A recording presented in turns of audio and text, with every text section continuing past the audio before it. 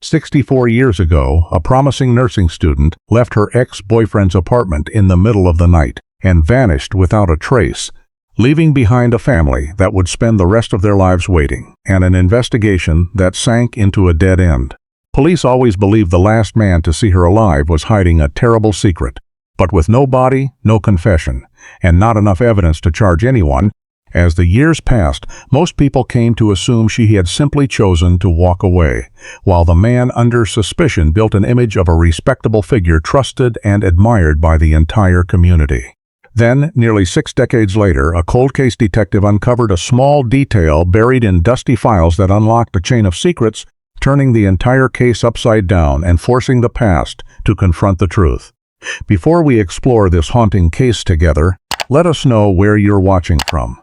And if you love cold case stories like this one, don't forget to subscribe so you can join us for the next episodes. Spring of 1962 arrived in Syracuse, New York, with stubbornly cold days, low gray skies, and thin rain that coated the streets around University Hill. Nestled between residential neighborhoods and the brick buildings of the university, Syracuse at that time was a quiet working-class city where students, student nurses, and laborers crowded onto the buses. On a street near campus, 2-story rental houses stood close together, kitchen lights often still burning late into the night. Eleanor Warren shared an old second-floor apartment with Judy Lane and Ann Porter, above a wooden porch long faded by snow and rain. From the outside, the 3 young women's lives looked no different from those of any other students. But lately Ellie had been hiding her unease about a man who refused to accept that she wanted to leave him. On Wednesday night, March 7, the 3 of them sat around the kitchen table with wine, a worn deck of cards, and 3 mismatched glasses. Ellie was 22 and only 3 months away from finishing her nursing program. In a drawer already sat a job offer from a hospital in White Plains, where her mother was preparing a graduation party. But Ellie still said she wasn't ready to get married. She dreamed of California, of buying a small pickup truck, working as a traveling nurse, and seeing the Pacific Ocean. Near 11:40, the hallway telephone rang. Judy answered, then looked at Ellie with irritation. The caller was Daniel Mercer. Ellie shook her head. She didn't want to talk, but Daniel refused to hang up. When Ellie reluctantly pressed the receiver to her ear, his voice was hoarse and slow. Daniel said he had been drinking, that he was very sad and needed to see her. He mentioned the father who had died 5 years earlier, then said that no one really cared about him anymore. Ellie was silent. When she hung up, Judy told her not to go. Anne reminded her that it was already late, and that Ellie had a clinical rotation the next morning. Ellie gave a soft laugh, as if to soothe them. "I'm only going for a little while. I'll be back before you wake up." Around 12:20, Ellie put on a dark blue wool coat, picked up her brown handbag, and walked down the stairs. Judy watched through the window as she climbed into the 1957 Ford Fairlane and drove off under the pale yellow streetlights. The next morning, Ellie's bed was still made, the blanket never turned down. Judy assumed she had spent the night at Daniel's, but by noon Ellie had not appeared for her clinical, had not come to class, and had not called. Thursday evening, Ellie missed the poetry reading she had promised to attend for Lucas Rivera. Judy and Anne called the hospital. Lucas's house, classmates, the health clinic, and Daniel's apartment. No one knew where Ellie was. Friday morning, March 9, Judy called Marion Warren in White Plains. Marion listened in silence, then said her daughter had never disappeared without telling someone. She hung up, dialed the Syracuse Police Department, and reported Eleanor Warren missing. On Friday morning, March 9, 1962, at 8:15 a.m., the missing person report for Eleanor Ellie Warren was transferred from the front desk to the Criminal Investigation Division of the Syracuse Police Department. Detective Raymond Sullivan, 45 years old with 18 years of investigative experience, took the file from Sergeant Harold Benton and set it on his desk. Across from him sat his longtime partner, Detective Walter Briggs, reviewing the transcript of the call Marion Warren had just made from White Plains. Under the procedures of the time, this was still classified only as an adult who had lost contact. Patrol Officer Thomas Keegan, who had taken the initial information, said, "She's 22, Detective. Could just be a fight with the boyfriend, and she took off for a few days." Sullivan didn't rush to contradict him, but he asked that the mother be called at once. Only minutes later, Marion Warren was on the line. Her voice trembled but was firm. "Detective Sullivan, my daughter has never disappeared without telling her family. She calls me at least once a week, no matter how busy she is." Sullivan asked short, precise questions. "Did she take any clothes?" Marion answered immediately, "No. Almost everything is still in the closet." "Any papers?" "No." "Cash?" "No." "Has she ever missed a clinical before?" Marion nearly cut him off. "Never." Ellie would not throw away becoming a nurse just to disappear. Sullivan hung up, looked at Briggs, and said quietly, "Walter, this no longer looks like a girl walking away over a romance." At 9:05 a.m. Sullivan and Briggs met Judy Lane and Ann Porter at Ellie's apartment on Euclid Avenue. Judy recounted in detail the call at 11:40 p.m. on March 7. Daniel said he needed to see Ellie right away. He said he'd been drinking and didn't want to be alone. Ann added, "I told Ellie not to go." Judy said the same thing, but Ellie just laughed and said she'd be back before daylight. Sullivan wrote every line in his black notebook, then asked, "If we want to find Daniel Mercer, where should we go?" Judy answered without hesitation, "His apartment on Ostrom Avenue, around 9:30 a.m. The department's black Plymouth pulled up in front of the old brick building where Daniel rented a room. The hallway was strangely quiet. Apartment 2B was locked. Sullivan knocked 3 times. There was no answer. The light blue Chevrolet Bel Air Daniel usually drove was not in the rear parking lot either. The landlord, Frank Donnelly, about 60, was summoned upstairs. He looked at the 2 detectives and said, "I haven't seen the boy since yesterday morning." After hearing the explanation about the disappearance, Donnelly fetched the spare key and opened the door. The moment the door swung open, Sullivan stood frozen for several seconds. The room did not look like a place a student had simply left in the ordinary way. The bed still held rumpled sheets and pillows, as if no one had made it since the night before. On the floor beside the armchair lay a broken glass, a few shards still sticky with dried red wine. Judy stepped in behind them and immediately pointed to a cream-colored scarf draped over the back of a chair. "That's Ellie's scarf. I knitted it for her last Christmas." Walter Briggs bent near the foot of the bed and picked up a small silver teardrop earring. Anne saw it and said at once, "Ellie always wore that pair when she went out." On the wooden dresser sat 2 unwashed wine glasses and a bottle of bourbon with less than a third remaining. The room carried a faint but very fresh smell of bleach, strong enough that Sullivan had to kneel close to the carpet to check.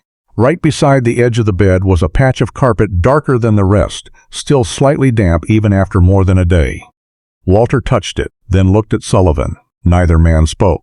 When they opened the closet, they found many empty hangers. Daniel's brown leather suitcase was also gone.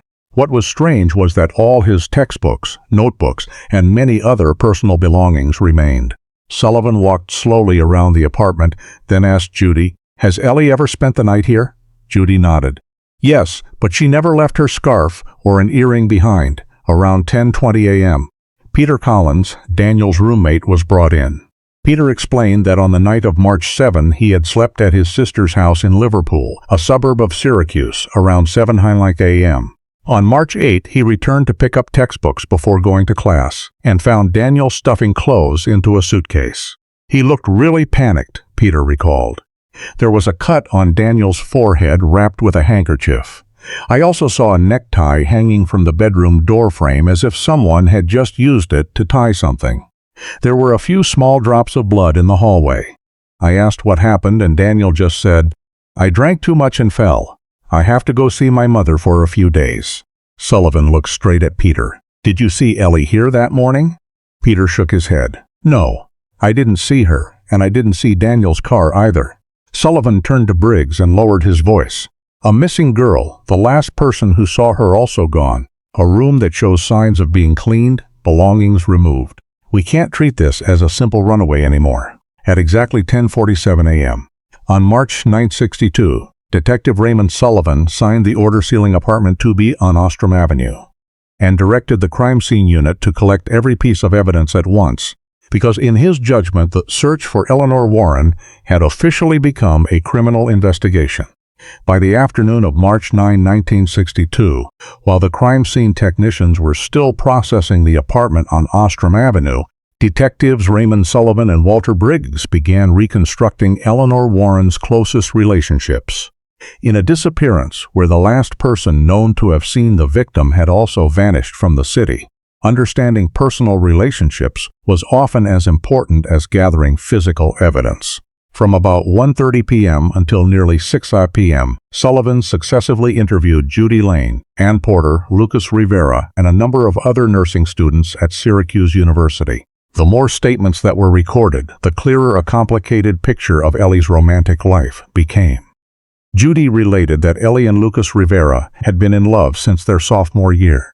They had broken up twice because Lucas wanted to marry soon after graduation, while Ellie always said she wanted a few years to build her career first.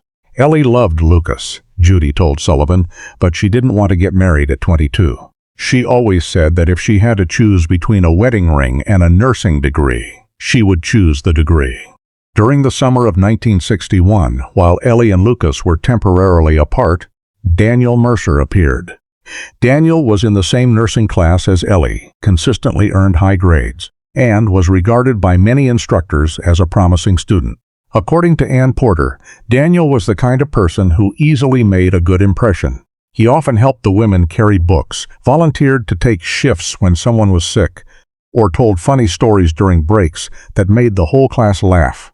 Professor Helen McAdams, who taught medical surgical nursing, also told Sullivan, "If you had asked me at the beginning of the year who had the brightest future in the class, I would have said Daniel Mercer." Ironically, it was Lucas Rivera who first brought Daniel into their circle of friends.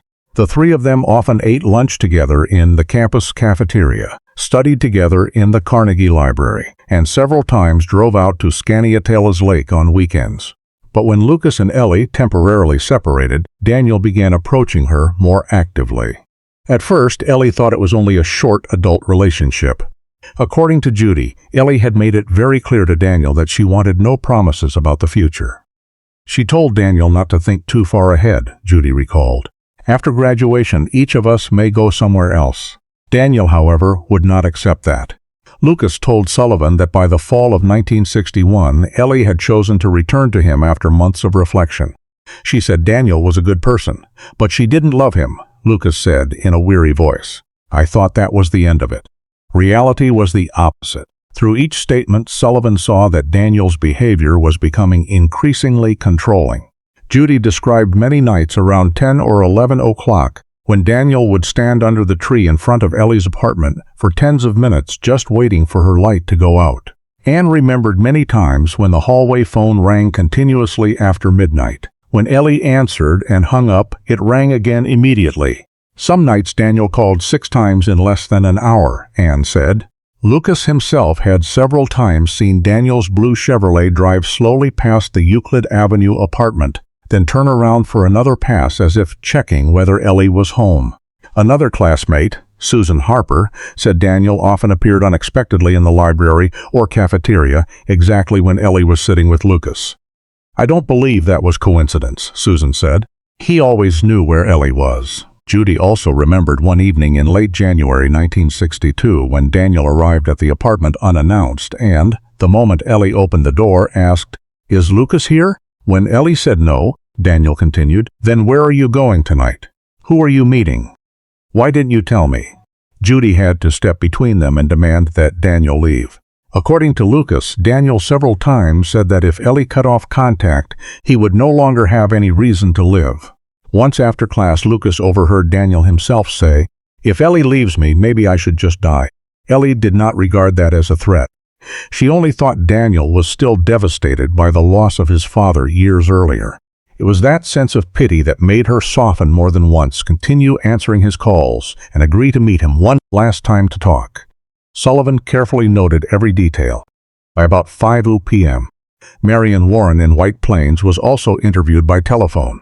She related that about 6 months earlier, after Daniel learned Ellie had gone back to Lucas, all 4 tires of Ellie's Ford Fairlane were slashed by an unknown person right in front of the apartment. Daniel denied any involvement, and even suggested that Lucas might have done it out of jealousy. Police at the time found no evidence, so the matter was quickly closed. Marion said she had urged her daughter to report every one of Daniel's harassing acts to the police and the school, but Ellie refused. She said if she did that, Daniel might be expelled from the nursing program. Marion's voice broke. She didn't want to ruin anyone's future. Sullivan closed his notebook near 6:00 p.m. After nearly a full day of collecting statements, he no longer regarded Daniel Mercer merely as the last person to see Eleanor Warren. In his eyes, Daniel had become the person with the clearest motive, the person who knew Ellie's habits best, and the person who needed to be found before anyone else. Before 5 p.m. on March 9, 1962, while detectives Raymond Sullivan and Walter Briggs were still finishing interviews on the Syracuse University campus, the Syracuse Police Department switchboard received a call from a parking lot attendant on Erie Boulevard East. The caller was Arthur McKenna, 52, manager of a lot behind a row of small shops near the intersection with Thompson Road. He said a cream-colored Ford Fairlane had been parked there since early the previous morning, and no one had returned for it. What caught his attention was that the driver's window was only halfway up, and the car appeared to have been abandoned too long. When Sullivan cross-checked the license plate with the registration information Marion Warren had provided, he immediately recognized it as Eleanor Warren's 1957 Ford Fairlane. At 5:18 p.m., 2 police cars and the crime scene unit arrived. Scene Sergeant Charles Donahue ordered the area cordoned with rope and kept all onlookers at least 20 yards from the car. Sullivan approached the driver's door first. It was unlocked. He opened the handle carefully to avoid destroying any remaining fingerprints. The key was no longer in the ignition. Walter Briggs recorded every detail in the report at 5:27 p.m. Under the front passenger seat was Ellie's brown leather wallet. Inside were still her New York State driver's license, her Syracuse University student card, a few family photographs, and $14 in cash. There was no sign of robbery. On the back seat still sat a wax paper food box that Judy Lane confirmed she herself had packed for Ellie on the evening of March 7. The cold-cut sandwich inside had never been opened. Sullivan looked at the box and muttered, "If she planned to leave, she would have taken this with her." Walter pointed to the rear floor. A layer of dried red mud clung in small patches to the rubber mat. Sullivan bent down, scraped a little soil with a pencil into a paper envelope. "The dirt around Syracuse isn't this color," he told Donahue. "Hold it for comparison." When they checked to the driver's seat position, Judy Lane was brought over to look. She sat in it and shook her head. "Ellie is shorter than I am. She always pulled the seat up tight to the steering wheel. This seat is pushed too far back." That made Sullivan think the last person to drive was most likely a man taller than Ellie.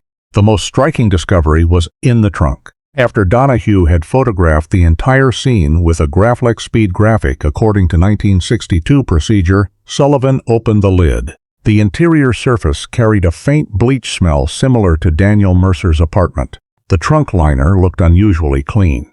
Walter Briggs shone a flashlight along the metal edge and with tweezers lifted a small navy blue thread caught in the hinge. Judy saw it and said at once, "That color matches Ellie's coat." Donahue carefully placed the thread in a sealed paper bag. Right in the center of the trunk liner was an area lighter than the rest, as if someone had scrubbed hard to erase an old stain. Forensic technology in 1962 did not yet allow DNA testing or modern biological trace analysis. The technicians could only photograph the scene from multiple angles, dust for fingerprints with carbon powder, collect hair and fibers, take samples suspected of being blood for ABO typing, and preserve every piece of evidence pending laboratory results.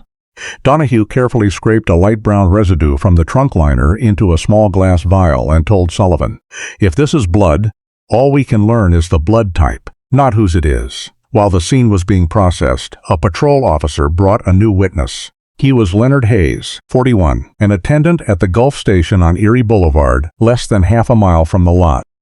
Hayes said that around 3 a.m.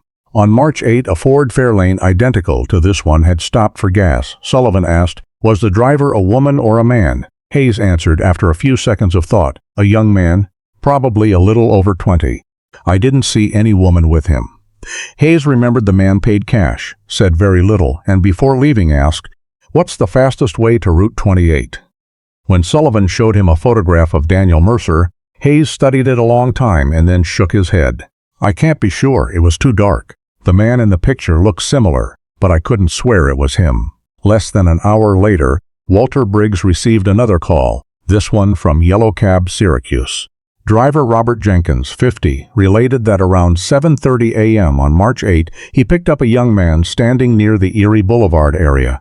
The man carried a brown leather suitcase and had a white bandage wrapped around his forehead as if he had just been injured. Jenkins remembered clearly because the passenger kept holding the bandage with his hand.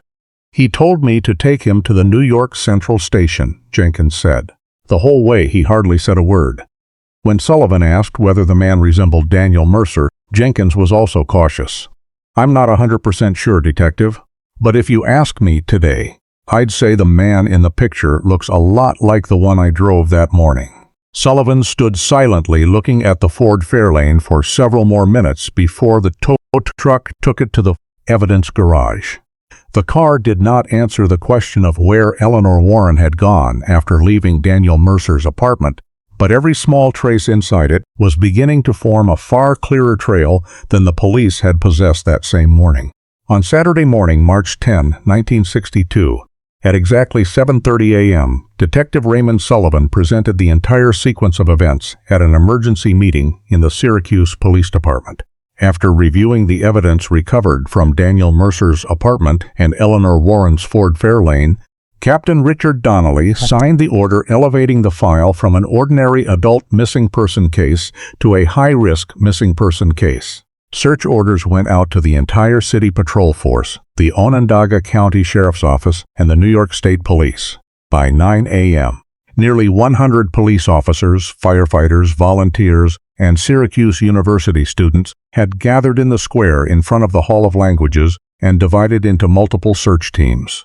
Sullivan directed the field operation while Walter Briggs coordinated information and took calls from the public. The first team combed the entire University Hill area where Ellie studied and lived. They checked every alley, basement, dormitory, parking lot, and rental house around Euclid Avenue and Ostrom Avenue. The second team followed Onondaga Creek, using iron hooks to probe the brush along the banks and the shallow stretches. The third team searched Burnett Park, a place many students frequented on weekends.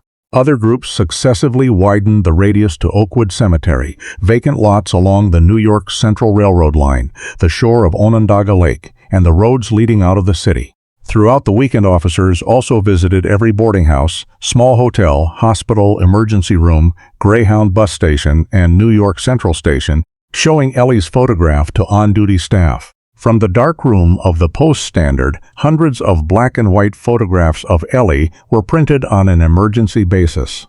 The picture of her in her nursing uniform, smiling for the camera at the previous autumn's clinical ceremony, quickly appeared on the front pages of local newspapers under the large headline, "Syracuse, Nursing Student Missing." Police distributed these flyers at bus terminals, train stations, hospitals, grocery stores, and sent copies to police departments in Rochester, Utica, Albany, Buffalo, and New York City. Radio station WSYR repeatedly read Ellie's description in morning and evening newscasts, urging anyone who had seen her after midnight on March 8 to contact the police at once. By the afternoon of March 10, a New York State Police K-9 unit was brought in from Oneida County. Lieutenant Frank Holloway arrived with 2 tracking dogs, Duke and Baron. Judy Lane gave Holloway the cream-colored scarf of Ellie's found in Daniel's apartment. After a few minutes of scenting, Duke pulled his handler straight from apartment 2B on Ostrom Avenue out to the rear parking lot, then continued following the trail to the Erie Boulevard area where the Ford Fairlane had been discovered. From there, the dog ran a little more than 100 yards and suddenly stopped in the middle of the roadway, circling several times before losing the scent completely. Holloway explained to Sullivan, if she got into another vehicle here, the trail would end just like this. That further strengthened the theory that Ellie had not left the city in her own car. While the outdoor search continued, Walter Briggs and other investigators quietly checked every route Ellie might have used to leave Syracuse. They reviewed passenger lists on New York Central Railroad trains, examined Greyhound ticket sales records, contacted the domestic airlines operating from Hancock Field, and sent telegrams to numerous hospitals asking to be notified immediately if they received a young woman of unknown identity. County morgues in the surrounding area were also queried about any unidentified female bodies found in the previous 2 days. All replies were negative. Meanwhile, Lucas Rivera was present at almost every search site. He handed out flyers, helped post notices, and several times drove the suburban roads himself. Yet Lucas's closeness to Ellie also made him a subject of investigation. Sullivan met Lucas at police headquarters on the evening of March 11 and asked directly, "Were you angry when Ellie came back and then wanted to break up again?" Lucas answered calmly, "I loved her, but if she wanted to leave me, I would never have harmed her." When asked where he had been on the night of March 7, Lucas supplied the names of more than 20 people present at the poetry reading sponsored by the Syracuse University English Department. Professor Arthur Kellerman and numerous students confirmed that Lucas had been in the hall from about 8 p.m. until nearly 11 p.m., and afterward had sat talking with friends at a nearby cafe. His alibi was fully verified, gradually removing Lucas from the list of primary suspects. On March 13, Marion Warren and her husband George Warren drove nearly 5 hours from White Plains to Syracuse. In front of a crowd of reporters outside police headquarters, Marion, choking back tears, held up her daughter's photograph and said, "Ellie, if you can hear your mother, please call home. Your father and I only need to know you're still alive."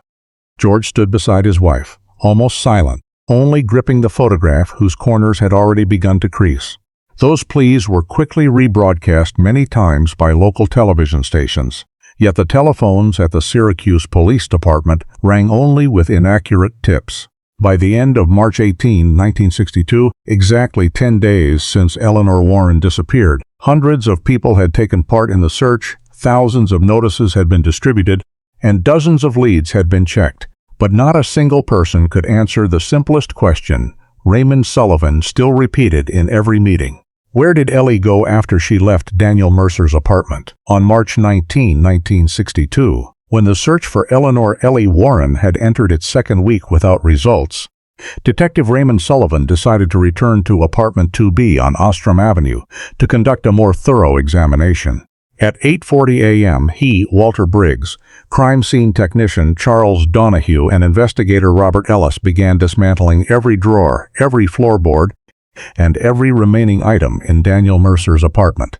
Sullivan believed that if Daniel had prepared to leave Syracuse immediately after the night Ellie disappeared, he could hardly have taken every trace of himself with him. After nearly 2 hours of searching, Robert Ellis found in the kitchen trash can a crumpled receipt from the Rexall drugstore on South Salina Street. The receipt recorded the time of payment as 8:17 a.m. on March 8, 1962. The purchaser had paid cash for a roll of medical gauze, a box of aspirin, and a bottle of Seconal sleeping pills. Walter Briggs placed the receipt into an evidence bag and said, if Daniel only fell the way he claimed, buying gauze and aspirin still makes sense. But what were the sleeping pills for? Sullivan did not answer. He continued into the bedroom, where the dark blue necktie remained sealed from the first search. When Charles Donahue remeasured the length of the necktie, he noticed that the middle section had been stretched abnormally, the fabric fibers distorted as if they had once borne a very strong force. Directly above the bedroom door frame, Walter shone a flashlight and saw that the metal hook fastened into the wooden bar had been bent downward quite clearly. Donahue carefully removed the hook and remarked, "An adult hanging his entire body weight from this could easily deform it like this." Laboratory results from the New York State Crime Laboratory also arrived that same morning. The blood drops collected in the apartment hallway were all type O, matching the blood type in Daniel Mercer's health records at Syracuse University. Sullivan folded the report and looked at Briggs. "At least we know he really was injured." Briggs nodded slightly.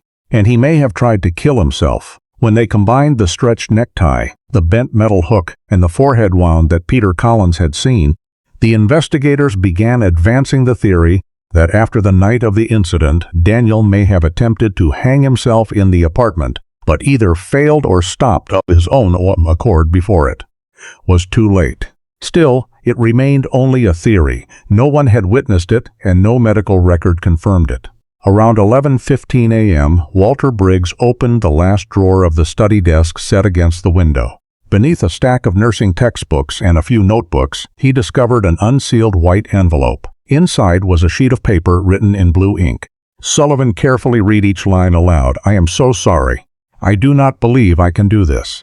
At the end of the letter was a shorter sentence written in a shaky hand. "Father, I will see you soon."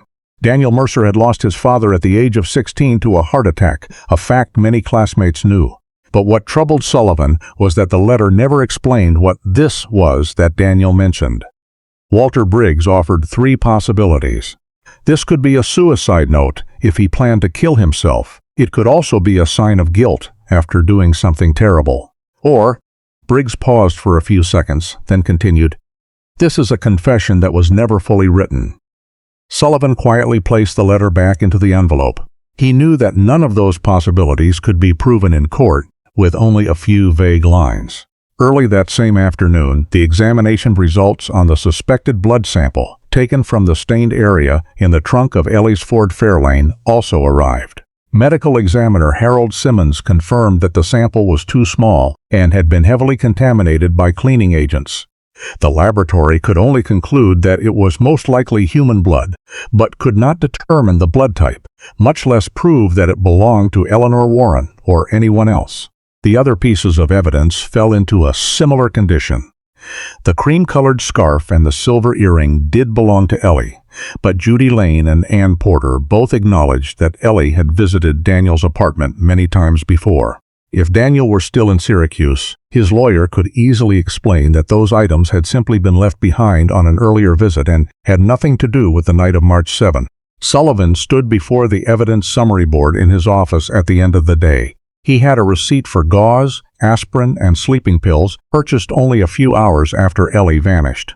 He had Daniel's blood drops in the apartment, a stretched necktie, a bent metal hook, a haunting letter of apology, and multiple signs that Daniel may have attempted suicide. He also had a car with suspected human blood stains, a blue thread, a scarf, an earring, and a suspect who had disappeared without a trace. But he still lacked the 3 most important things the law required: no body of Eleanor Warren, no direct witness who saw Daniel harm her, and no physical evidence strong enough to support a murder charge. That was the largest gap in the entire investigation, and it was the reason Daniel Mercer, though he had become suspect number 1 in Raymond Sullivan's eyes, still could not be prosecuted. By March 21, 1962, after nearly 2 weeks of following every trail Daniel Mercer had left, detectives Raymond Sullivan and Walter Briggs finally reconstructed the suspect's route out of New York State. From the statement of taxi driver Robert Jenkins, the ticket stub retained at the New York Central Station, and telegrams sent to multiple law enforcement agencies, Sullivan determined that Daniel had left the apartment on Ostrom Avenue around 7:30 a.m. on March 8. Carrying the brown leather suitcase that Peter Collins had seen, Daniel took a taxi from the Erie Boulevard area to New York Central Station in downtown Syracuse. A ticket agent named Margaret Doyle remembered selling a young man about 23 years old a coach ticket to New York City. He paid cash and didn't check any luggage, Doyle told police. He still had a white bandage wrapped around his forehead. Ticket records in 1962 did not require passenger names for domestic cash fares, but the time of sale matched the taxi driver's statement. Sullivan concluded that Daniel had boarded the morning train out of Syracuse and arrived at Grand Central Terminal in Manhattan early that same afternoon. From there, the trail continued, thanks to another taxi driver in New York. The driver, Anthony Russo, stated that on the afternoon of March 8, he had driven a young man with a suitcase from the Grand Central area to New York International Airport at Idlewild, the official name of New York's International Airport in 1962, many months before it was renamed John F. Kennedy International Airport. Russo remembered that the passenger barely spoke the entire way, only kept looking out the window and repeatedly touched the bandage on his forehead. Through coordination with the Civil Aeronautics Board and Eastern Airlines, Sullivan learned that a passenger who bought a cash ticket close to departure time had boarded a domestic flight from Idlewild to Miami on the evening of March 8. The passenger list could not confirm with absolute certainty that it was Daniel Mercer, because document checks in that era were still quite simple. But the entire timeline, luggage, and witness statements matched the route the police were pursuing. 2 days later, the Miami-Dade Police Department confirmed that Daniel Mercer had arrived in Florida. What surprised Sullivan was that Daniel made no attempt to hide once he learned Syracuse police were looking for him. According to Miami police records, Daniel's mother, Helen Mercer, had met her son at the airport right after the flight landed. When the telegram from New York arrived, Daniel proactively contacted a local attorney named Charles Whitman and agreed to present himself at Miami Police Headquarters on the morning of March 24. The interview was conducted in the presence of 2 Miami investigators and connected by long-distance telephone to Detective Raymond Sullivan in Syracuse. Sullivan opened with a direct question. "When was the last time you saw Eleanor Warren?" Daniel answered after a few seconds of silence. "Around 3 o'clock in the morning on March 8. He stated that Ellie had come to the apartment at his invitation on the night of March 7. The two of them drank and talked about her returning to Lucas Rivera. "We argued," Daniel admitted. "I wanted her to give our relationship another chance. She said everything was over." Sullivan asked, "What happened after that?" Daniel replied, "Ellie drove away herself. I don't know where she went." When questioned about the scarf, the earring, and the traces in the apartment, Daniel said they were all items Ellie had left behind on previous visits. When it was Walter Briggs's turn to ask about the forehead wound and the necktie, Daniel lowered his head for a long time before answering quietly, "Yes, I tried to hang myself after Ellie left. I thought my life was over." Attorney Charles Whitman immediately requested that the record clearly state that his client admitted having intended suicide but completely denied harming Eleanor Warren. Daniel continued explaining his departure from Syracuse. "I knew everyone would suspect me. I panicked. I wanted to go see my mother. I just wanted to disappear for a while." Sullivan asked further, "Why didn't you call the police before getting on the train?" Daniel shook his head. "I couldn't think of anything. I just wanted to get out of there." The interview lasted nearly 3 hours, but produced no confession. Daniel answered most of the questions, agreed to be fingerprinted and to provide his blood type, but firmly rejected every accusation related to Ellie's disappearance. After consulting the Onondaga County District Attorney's Office, Sullivan was forced to accept a deeply disappointing reality. Strong suspicions could not replace evidence. There was no body, no direct witness, no sufficiently strong forensic evidence, and no legal basis yet for issuing an arrest warrant for Daniel Mercer. After the statement was completed, Miami police returned all of Daniel's documents and allowed him to leave with his attorney. In the months that followed, Daniel formally withdrew from the nursing program at Syracuse University and never returned to New York to continue his studies. He moved several times with his mother in the Miami area, held various jobs, and gradually disappeared from regular surveillance by the Syracuse investigators. For Raymond Sullivan, the man he believed held the answer to Eleanor Warren's fate had walked out of the interview room completely free, while Ellie's disappearance continued to sink deeper into deadlock. 6 months passed since the day Eleanor Ellie Warren vanished from Syracuse, and Detective Raymond Sullivan's investigation had produced almost no significant progress. On the morning of October 18, 1962, more than 100 miles northeast of the disappearance scene, 2 local hunters, Harold Bennett and William Cross, were deer hunting in the Moose River Plains area near the town of Inlet in New York's Adirondack Mountains. Around 9:20 a.m., while following an old little-used logging road looking for deer sign, Bennett detected an unusual foul odor rising from a low slope a few dozen meters off the trail. The 2 men followed the smell and saw human bone fragments protruding from under a layer of decaying leaves. The body had been only roughly covered with broken pine branches, small stones, and dry leaves, as if someone had tried to hide it but had not dug a grave. Bennett immediately told Cross to return to the nearby pickup truck to call the New York State Police. By early afternoon the same day, investigator George Mallory of the State Police, medical examiner Harold Simmons, and the crime scene unit were on site. The location lay several miles from Route 28. Beyond a logging road just wide enough for timber trucks, the surroundings were dense forest and swamp, almost unvisited except by hunters and rangers in the fall. After many hours of documenting the scene, the investigators determined that the remains belonged to a woman who had died many months earlier. The subsequent forensic examination conducted in Utica concluded that the victim was female, estimated age 25 to 35, height approximately 5 feet 3 inches to 5 feet 6 inches. Because the body had decomposed severely, Dr. Harold Simmons could not determine the exact time of death, only that it had occurred many months earlier. However, examination of the neck bones revealed damage to the hyoid bone, and several cervical vertebrae showing abnormality consistent with a strong constricting force applied to the neck. In the official report, Simmons recorded that the cause of death was most likely related to strangulation, but scientific conditions did not allow a more definitive conclusion. Identification of the victim also encountered enormous difficulties. The clothing had almost completely rotted under the Adirondack weather. Technicians recovered only one intact pearl button, a fragment of dark blue fabric caught under the leaf litter, a small silver ring without engraving, and a short piece of cloth tape commonly used to secure blankets or luggage.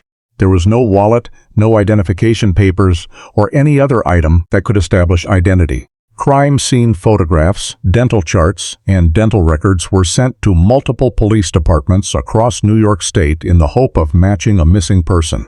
Yet after many weeks of comparison, no dentist or law enforcement agency confirmed the victim's identity. In 1962, the United States had no national database of missing persons and unidentified remains. Each county kept its own records. Comparison relied mainly on letters, telegrams, and paper descriptions.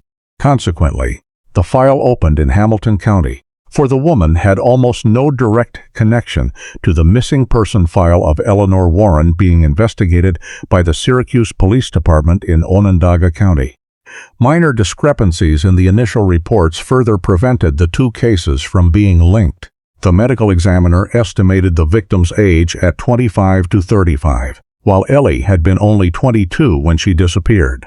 Jane Doe's recorded height of 5 feet 3 to 5 feet 6 inches was taller than Ellie's actual measurement in her medical records.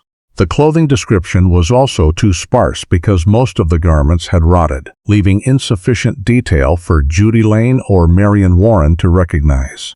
Sullivan later acknowledged that he never received a full report from Hamilton County during the early months of the investigation. Under the filing procedures of the time, the victim was assigned the designation Jane Doe 6217, becoming the 17th unidentified woman recorded that year in the region. After every identification effort failed, Hamilton County authorities held a simple burial in early November 1962. There were no relatives, no flowers, no eulogy. The coffin was lowered into a small corner of the public cemetery in the cold, early winter wind of the Adirondacks. On the headstone, only a brief inscription was carved: Jane Doe 62 to 17, unknown female, 1962. No one present that day knew that the unidentified woman just buried might have been Eleanor Warren, the nursing student the entire city of Syracuse had been desperately searching for many months. In early April 1962, after completing the initial examinations and recognizing that the Syracuse investigation had reached an impasse, Detectives Raymond Sullivan and Walter Briggs flew to Miami, Florida, to interview Daniel Mercer a second time in person. The meeting was held on the morning of April 6th at Miami-Dade Police Headquarters, with Attorney Charles Whitman present. Unlike the first interview, this time Sullivan brought the entire investigative file, the crime scene photographs, and every piece of evidence collected over nearly a month. As soon as it began, Sullivan looked straight at Daniel and asked, "What time was the last time you saw Eleanor Warren?" Daniel did not hesitate. "Around 3 o'clock in the morning on March 8. She drove away from my apartment herself." Sullivan continued, "Ellie's Ford Fairlane was later found on Erie Boulevard." Daniel shook his head. "When Ellie left, the car was still in front of the apartment. I never drove it." Walter Briggs unfolded a map of New York State on the table and pointed to Route 28 running through the Adirondacks. "You once asked for directions to Route 28 at a gas station." Daniel looked at the map for a few seconds and answered, "No. I didn't even know where Route 28 was until you mentioned it." Sullivan next produced the crime scene photograph of the location where Jane Doe had been found in the Moose River Plains. "Do you know this woman?" Daniel glanced at it and pushed the photograph back. "No, I've never heard of any Jane Doe." The confrontation lasted many hours. Sullivan placed each piece of evidence on the table in turn. First was the cream-colored scarf. Daniel said calmly, "Ellie came to my apartment many times. She could have left it weeks earlier. Regarding the silver earring, he gave a similar answer. When Sullivan produced a copy of the handwritten letter with the words, "I am so sorry. I do not believe I can do this," then read the final sentence, "Father, I will see you soon." Daniel lowered his head for a long time before saying quietly, "That was a letter I wrote to my father after I decided to kill myself. It has nothing to do with Ellie." Walter Briggs next set the Rexall drugstore receipt in front of him. "The next morning you bought gauze, aspirin, and sleeping pills." Daniel nodded. "I cut my forehead when I fell. The aspirin was for the pain. The sleeping pills were because I couldn't sleep." Sullivan turned to the statement of taxi driver Robert Jenkins, who said he had driven a young man with a bandaged head and a suitcase to New York Central Station. Daniel did not deny it. "Yes, that was me. I took the train to New York and then flew to Florida." "Why?" Sullivan asked at once. "Because I panicked. I thought everyone would put everything on me." Walter continued to mention the red mud recovered from the rear floor of the Ford Fairlane. Daniel shrugged. "I never stepped into Ellie's car after that night. I don't know where that mud came from." When Sullivan brought up the many months Daniel had continuously watched Ellie, called in the middle of the night, appeared without notice, and repeatedly shown jealousy toward Lucas Rivera, Daniel did not completely deny it. "Yes, I loved Ellie more than she loved me. I was jealous. I was desperate. But jealousy does not mean murder." After nearly 4 hours of confrontation, attorney Charles Whitman invited Daniel's mother, Helen Mercer, into the room to give a statement. She confirmed that on the morning of March 8, Daniel had called from Syracuse in a state of panic, crying continuously and saying that his life was over. Helen Mercer stated that she had used her savings to buy her son a plane ticket from New York International Airport at Idlewild to Miami that same day because she feared Daniel would kill himself if he remained in New York. She insisted that Daniel had never said he had harmed Ellie or asked her to conceal anything. Meanwhile, another development significantly weakened Sullivan's case. Under questioning by the defense attorney, Leonard Hayes, the gas station attendant on Erie Boulevard, admitted he could not state with certainty that the man who bought gas on the night of March 8 was Daniel Mercer. "I only said the man looked like him," Hayes explained. "I could not swear it was Daniel." This changed statement rendered one of the most important links in the travel timeline of little legal value. When they finished their work in Miami, Sullivan and Briggs had to report to the Onondaga County District Attorney's Office that they still lacked sufficient grounds to request Daniel Mercer's extradition to New York or to obtain an arrest warrant. All they possessed was a chain of reasonable suspicions that could not yet be converted into charging evidence. On the flight back to Syracuse, Walter Briggs was silent for a long time, then asked, "Do you still believe Daniel is the one responsible?" Sullivan looked out the airplane window before answering slowly, "I know he's hiding something. But knowing and proving are two different things." Throughout the next 2 years, from the spring of 1962 to early 1964, the missing person file of Eleanor Ellie Warren remained on Detective Raymond Sullivan's desk as a reminder that the most important investigation of his career still had no answer.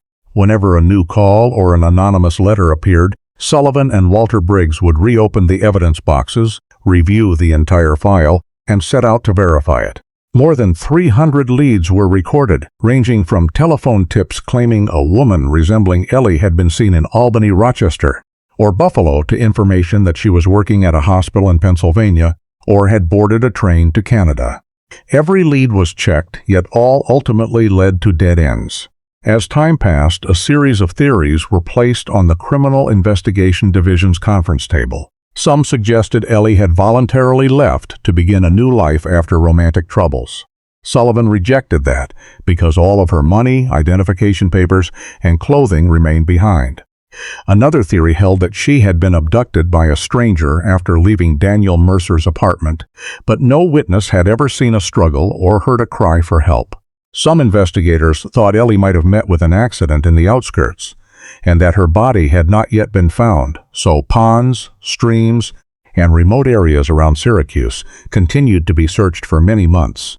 Others wondered whether she had taken her own life after the romantic breakup, but family, friends, and the physicians who had known Ellie all affirmed she showed no signs of depression or any intention of ending her life. Lucas Rivera remained on the watch list for a time because of possible jealousy, yet his alibi for the night of March 7 was confirmed by numerous witnesses and contained no contradictions. Daniel Mercer remained the name that aroused Sullivan's greatest suspicion. He believed Daniel knew exactly what had happened to Ellie, but every re-examination of the file ended at the same point. There was no direct evidence proving Daniel had killed her. A few tips from California even claimed that a young nurse using a different name and resembling Ellie was working in Los Angeles or San Diego. Identification photographs were sent. Local agencies checked, and all confirmed they were completely different people. Not a single theory could be substantiated by objective evidence. As time went on, Sullivan also had to confront the investigative mistakes of the early stage that he knew could never be repaired. Daniel Mercer's apartment had been entered by others before it was fully sealed, so the original scene was no longer intact. Ellie's Ford Fairlane had also been moved a few meters by the parking lot attendant to clear the driveway before the crime scene unit arrived for a complete examination, destroying the value of certain positional evidence. The biological samples collected from the trunk and the apartment had been preserved according to early 1960s standards, in paper envelopes and glass vials without temperature control, causing many specimens to deteriorate rapidly. The file on the unidentified woman Jane Doe 6217 in Hamilton County was never fully shared with the Syracuse Police Department because each locality stored its own records and no national database yet existed for missing persons or unidentified remains. The faint fingerprints recovered from the Ford Fairlane were too overlapped for experts to classify accurately with the techniques of the time.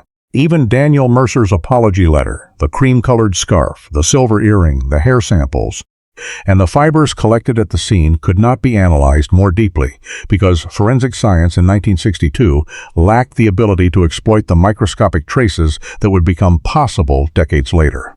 In early summer 1964, after more than 2 years that had consumed thousands of investigative hours and hundreds of fruitless verifications, Captain Richard Donnelly signed the order terminating active search efforts for Eleanor Warren.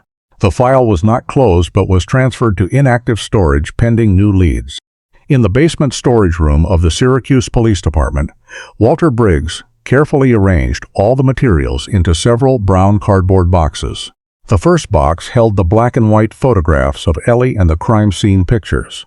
The second contained the Route 28 maps and the search diagrams. The third held the cream-colored scarf, the silver earring, and the other personal items. The next box contained Daniel Mercer's handwritten letter, the Rexall drugstore receipt, the hair samples, the fibers, the laboratory reports, and the complete interview transcripts of everyone involved. When he closed the lid of the final box, Sullivan took a black marker and wrote a brief notation on the file cover, "Eleanor Warren, missing person." Then he quietly placed it on the storage shelf. No one in the room that day knew that it would be nearly 60 more years before that cardboard box would be opened once again. In the years after Eleanor Ellie Warren's file was placed in storage, time continued to pass quietly, while those who had once been close to her were forced to go on with their lives. Even though no one knew where Ellie was or what had truly happened on that March night in 1962. In the Warrens' a small house in White Plains, Marion Warren kept her daughter's room unchanged for many years. The nursing uniform Ellie had once worn was washed clean and hung neatly in the closet. Her textbooks still sat on the shelf. The childhood teddy bear remained at the head of the bed, and the high school graduation photographs still stood on the wooden table beside the window. Every Christmas, Marion set an extra place at the table as if her daughter might return at any moment. She refused to put away any of Ellie's belongings, because she always believed that one day the telephone would ring and her daughter would say she was still alive. George Warren at first joined his wife in searching everywhere for leads, but with age his health gradually weakened. Each time he went to Syracuse to meet with the police, he asked Sullivan the same single question, "Any news about the girl yet?" And every time Sullivan could only shake his head in silence. George died years later without ever learning his daughter's true fate. At his funeral, a seat in the front row remained empty. Marion had left it for Ellie. Lucas Rivera finally learned how to move forward. He married, built a family, and became a high school teacher in Rochester. Even so, in the drawer of his desk, Lucas kept Ellie's nursing school graduation photograph, the one on the back of which she had written, "Never stop believing in the good." Whenever he heard that a cold case had been solved, Lucas quietly hoped Ellie's name would appear in the next news report. Judy Lane kept the promise she and Ellie had once made to each other as students. Judy became a nurse at Crouse Hospital in Syracuse and spent her entire life caring for patients. Almost every year in early March, she sent a letter to the Syracuse Police Department asking whether any new leads had appeared in Ellie's file. Most of the letters received only a polite reply that the case remained in storage, and there were no new developments. Walter Briggs retired in the late 1980s, while Raymond Sullivan left the police force after more than 30 years of service. On his final day of work, Sullivan went down to the storage room, opened the box marked Eleanor Warren, missing person, and sat looking at each of the old photographs for a long time. He said to the young colleague standing beside him, "There are cases a detective never truly leaves." Though he said nothing more, Sullivan always carried the feeling that he had failed the Warren family and the promise he had made to bring Ellie home. Meanwhile, Marion Warren steadfastly refused every suggestion from relatives about holding a funeral or petitioning the court to declare her daughter dead. "No body, no funeral," she would say. "When Ellie comes home, she'll tell us herself what happened." Time continued to pass, while Daniel Mercer built an entirely new life far from Syracuse. After leaving New York, he completed a nursing program at a school in Florida, obtained his license, and gradually advanced in the medical field. Daniel became the administrator of a regional hospital, married, had 2 children, and was regarded by colleagues as a dedicated, even-tempered manager. After retirement, he and his wife moved to Saratoga Springs, New York, where they spent most of their time participating in local church activities, donating to charitable organizations, and funding scholarships for nursing students in difficult circumstances. To his new neighbors, Daniel Mercer was a courteous man, always ready to help the community and never involved in any scandal. No one knew that more than half a century earlier, he had been the #1 suspect in the disappearance that had shaken Syracuse. Daniel also never voluntarily mentioned Eleanor Warren or his time at Syracuse University. To most people, that past seemed never to have existed. The years continued to take those who had waited for Ellie. More than 40 years after her daughter disappeared, Marion Warren died in her sleep in the old house in White Plains.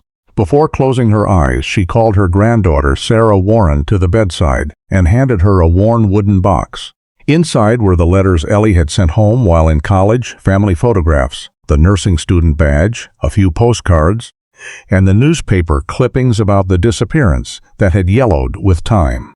Marion gripped Sarah's hand tightly and said in a very weak voice, "Don't let people forget Ellie.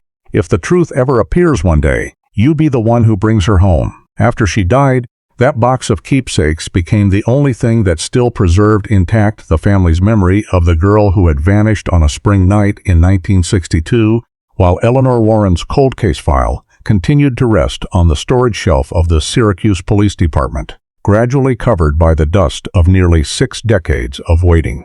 In early February 2022, nearly 60 years after Eleanor Ellie Warren disappeared, Detective Elena Ramirez of the Cold Case Unit of the Syracuse Police Department began a project to review unsolved missing person cases from the 1950s and 1960s. Ramirez was only in her early 40s, but already had years of experience investigating old cases solved through modern forensic technology.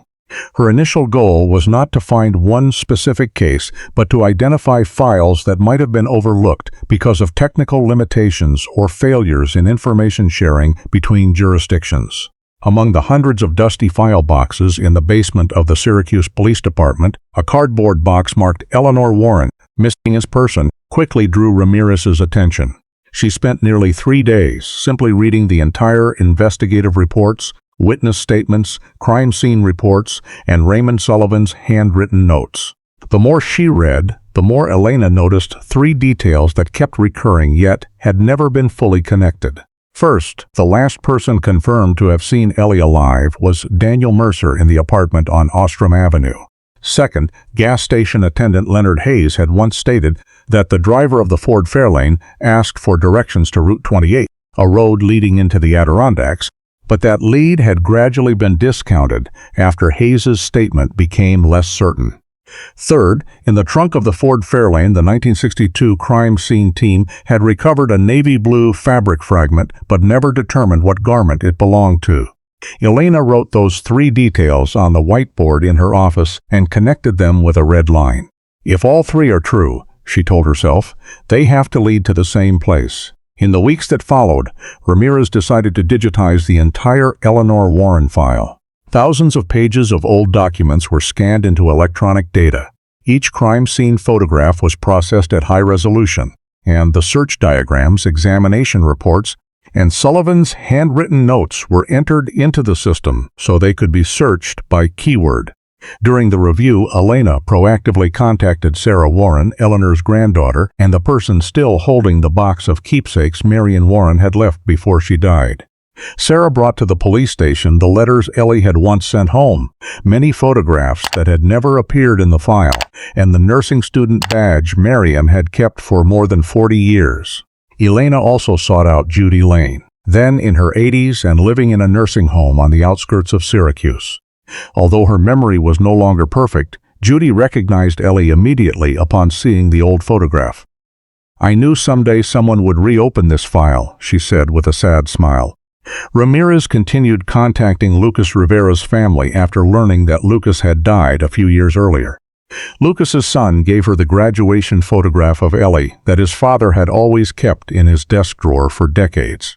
At the same time, Elena submitted a request to the Hamilton County Medical Examiner's Office for the complete files on all unidentified bodies discovered in the area in the early 1960s, while also working with New York State Unidentified Person Record units to compare cases that had never been identified. It was during a nearly 3-hour conversation with Judy Lane that Elena obtained a detail she had found in none of the 1962 investigative reports. When Ramirez asked what Ellie had been wearing on that final night, Judy closed her eyes and thought for a long time before answering slowly. She was wearing the navy blue coat. I remember it very clearly because I had helped Ellie resew the cuff. Elena immediately asked, "Where did you sew it?" Judy pointed to her own left wrist. A fake pearl button on the cuff had come loose. I even told Ellie to replace the button, but she said she'd do it later. Ramirez sat silent for several seconds. In the examination file of Jane Doe 6217 that she had just obtained from Hamilton County, there was a record of a pearl button and a dark blue fabric fragment recovered at the scene, but in 1962 no one knew to whom those items belonged. Elena immediately requested copies of all the Jane Doe crime scene photographs and compared them with the photographs of Ellie wearing the coat that were in Sarah Warren's keepsake box. Although she could not yet draw a conclusion, the similarities made it impossible for her to ignore. In the days that followed, Ramirez opened a map of New York State on her computer screen and compiled a list of every Jane Doe discovered within 1 year of Ellie's disappearance. She focused especially on cases located along or near Route 28, the road the gas station attendant had mentioned nearly 60 years earlier. After many hours of data comparison, only one file met all the criteria of time, location, and physical evidence. It was the almost forgotten file in the Hamilton County Archives designated Jane Doe 6217, the unidentified woman discovered in the Moose River Plains in October 1962. Elena Ramirez stared at the file line on the screen for a long time before saying quietly to herself, "Maybe we've been looking for the wrong person for nearly 60 years." In April 2022, only a few weeks after identifying Jane Doe 6217 as the most significant lead in the entire Eleanor Ellie Warren file, Detective Elena Ramirez drove nearly 4 hours to the Hamilton County Sheriff's Office in Lake Pleasant to examine the original documents that had never been digitized.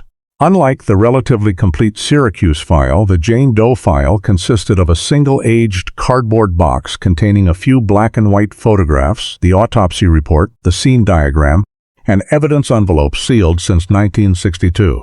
Elena spent the entire morning reading every typewritten page.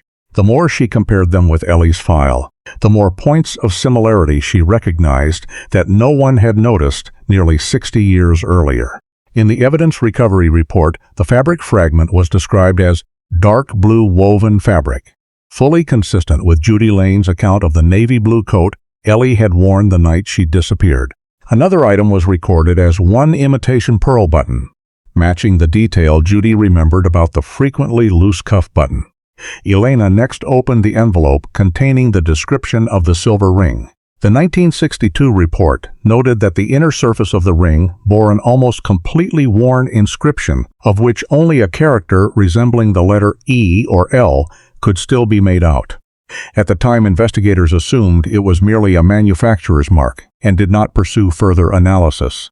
The forensic examination report also clearly recorded damage to the hyoid bone and neck region consistent with a strong external constricting force, concluding that the cause of death was most likely related to strangulation. Elena spread the scene map on the table and measured the distance from the body recovery site to Route 28. The Moose River Plains area lay no more than a few miles from that road by logging trail, exactly the direction gas station attendant Leonard Hayes had said the driver of the Ford Fairlane had asked about on the night of March 8, 1962.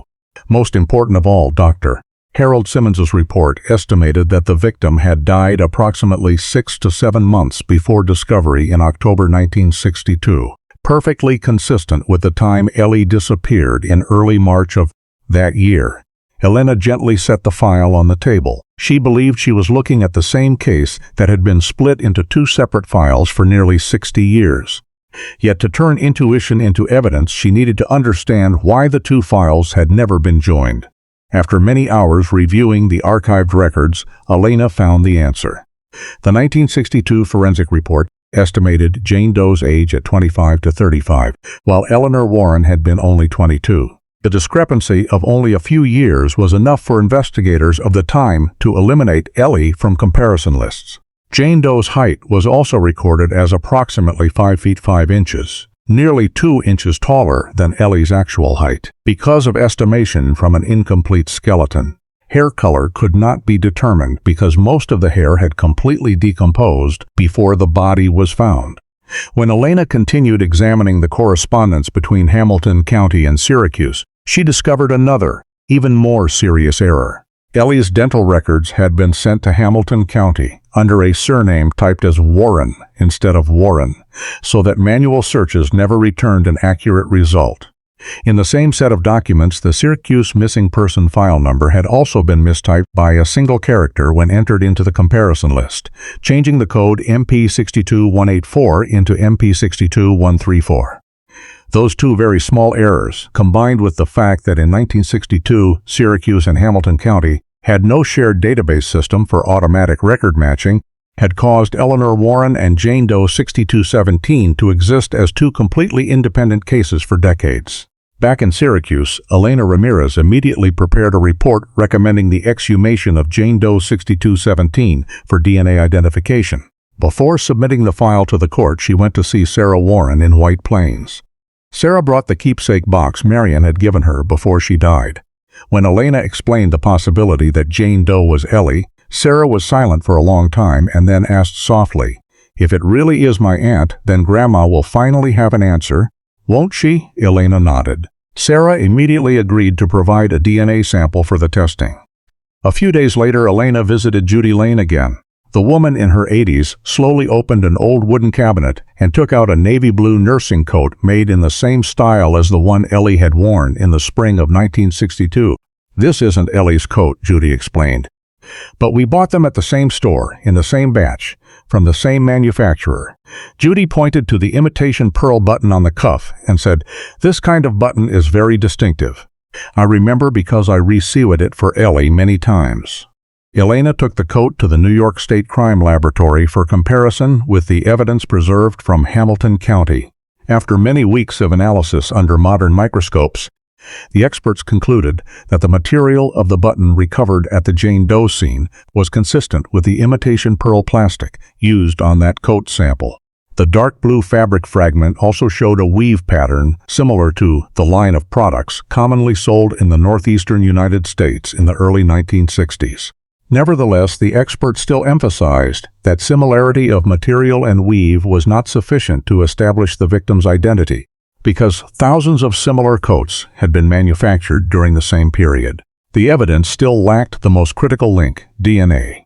In August 2022, after reviewing Elena Ramirez's full report, Sarah Warren's consent, and the preliminary laboratory results, Judge Michael Donovan of Hamilton County Court signed the order authorizing the exhumation of the remains of Jane Doe 6217.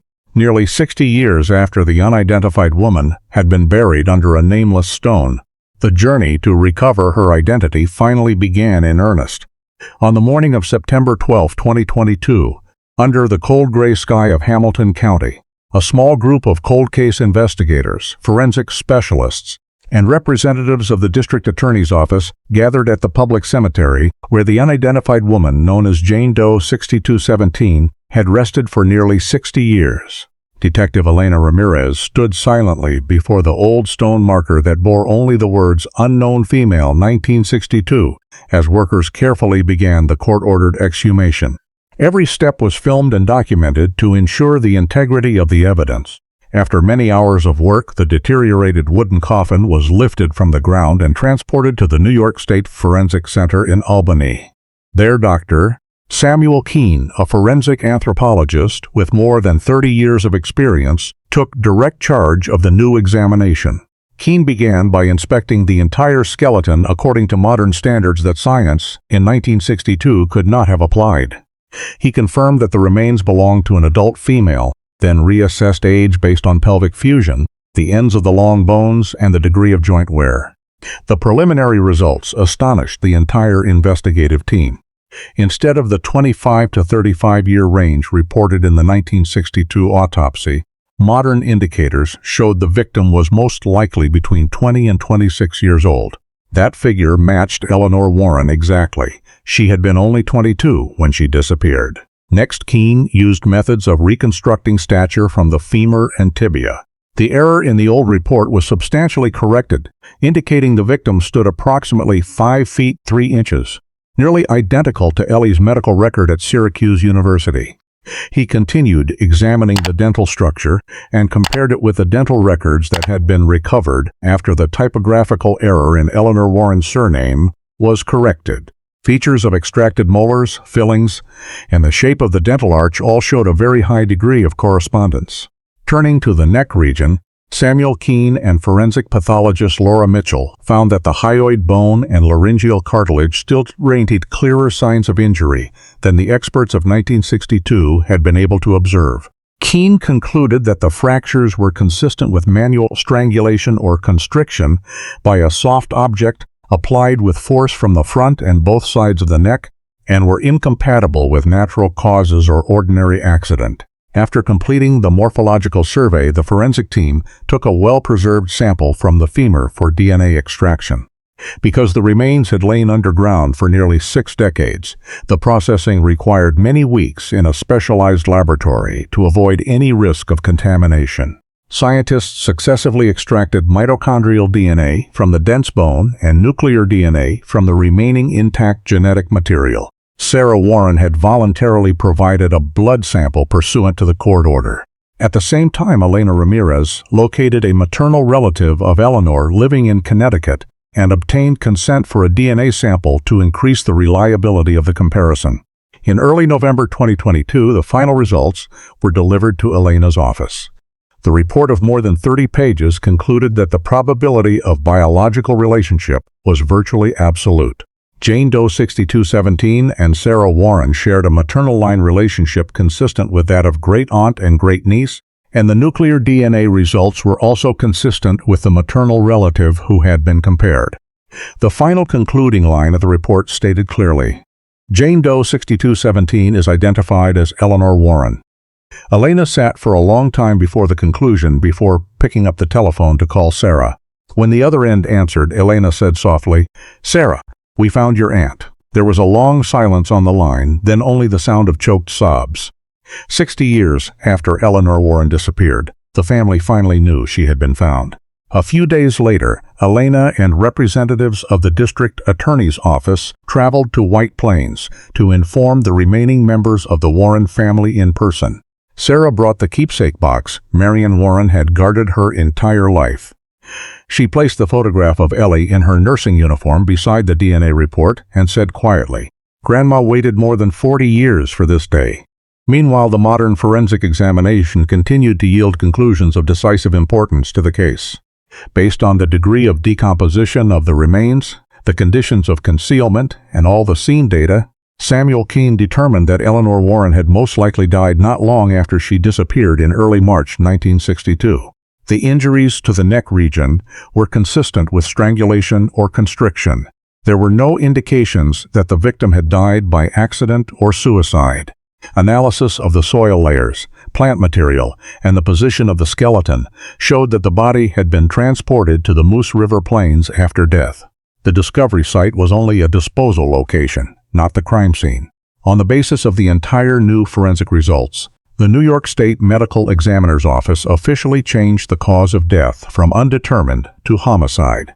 Eleanor Warren's file, which had been stored for 60 years under the label missing person, was now formally converted into a murder investigation.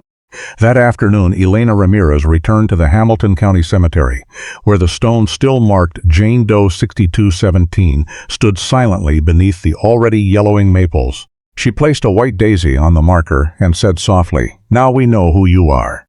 The next thing is to prove who brought you here." The trial of Elliot Vance began in the fall of 2024 at the Center County Court of Common Pleas, more than 45 years after the night Daniel Mercer disappeared. The courtroom was packed with reporters, retired investigators, law students, and local residents. In the front row, Laura Bennett sat quietly with a photograph of Daniel taken in 1978 resting in her lap. Beside her were the remaining members of the Mercer family. For them, the trial was not only a process of determining criminal responsibility, but also the final answer to a question that had lasted nearly half a century. In his opening statement, Prosecutor David Reynolds told the jury that this case did not rest on a single piece of evidence, but on a chain of independent pieces of evidence tightly linked together, forming a complete picture that could not reasonably be explained in any other way. He presented the case in the exact sequence the cold case team had reconstructed. First came motive. The prosecutor introduced dozens of letters Elliot had once sent to Laura Bennett, greeting cards, notes about her class schedule, and the engagement photograph from which Daniel's image had been cut out. Witnesses described Elliot continually attempting to approach Laura even after she repeatedly refused him, still appearing in State College after she became engaged, and frequently asking about Daniel. According to the prosecution's argument, Elliot had grown increasingly obsessed with Laura and could not accept that she was preparing to marry. In his mind, Daniel was not only Laura's fiancé, but also the person blocking every hope Elliot had created for himself. Next came the preparation stage. The prosecutor displayed documents proving that Elliot had monitored Daniel's and Laura's schedules for many months, borrowed the station wagon on the exact weekend Daniel disappeared, had access to multiple .45 caliber handguns, and carried rope, gloves, maps, and other items in the bag left behind at the Mountain View Motor Lodge. A digital map was also presented to the jury showing that the gasoline receipts collected in 1979 matched the route from Pittsburgh to State College, continuing through Altoona and then toward Allegheny National Forest. After that, the prosecution moved to what was regarded as the turning point of the case: the 4 shootings into private homes. Ballistics expert, Dr. Benjamin Foster explained that modern forensic technology confirmed the cartridge cases recovered at those 4 scenes, and the 2 cartridge cases beside Daniel's car had all been fired from the same gun. According to the prosecution's argument, the shootings were not random acts but preparatory steps designed to create the image of a mysterious gunman, so that when Daniel was shot, the police would initially tend to regard it as part of a series of crimes without a specific target. Turning to the commission of the crime, the prosecutor presented the investigative team's reconstruction. Elliot was accused of deliberately bumping the station wagon lightly into the rear bumper of the Chevrolet Nova to force Daniel to stop, then firing multiple rounds from the .45. Modern autopsy results determined that Daniel was struck by 8 bullets, 2 of them fired at close range and several others fired after he had already fallen. Drag marks at the scene, combined with the police dog's loss of the scent trail at the location where the station wagon had been parked, were used by the prosecution to argue that Daniel's body had been removed from the scene in that same vehicle. Next came the concealment of the crime. The prosecutor presented the transportation of Daniel's body to Allegheny National Forest, where the clothing and the area around the body were burned in an effort to hinder identification. Elliott then appeared in Altoona, left behind the bag containing multiple pieces of evidence, left Pennsylvania, and was assisted by his family in relocating after the disappearance occurred. The prosecution emphasized that the file did not accuse members of Elliott's family of participating in the murder, but that their assistance in helping him leave the state was part of the sequence of events after the crime. When it was his turn, defense attorney Martin Keller focused on the greatest weakness of the case: time. He reminded the jury that more than 40 years had passed, many witnesses had died or suffered declining memory, and many pieces of evidence had been preserved under conditions that could no longer be verified as they could today.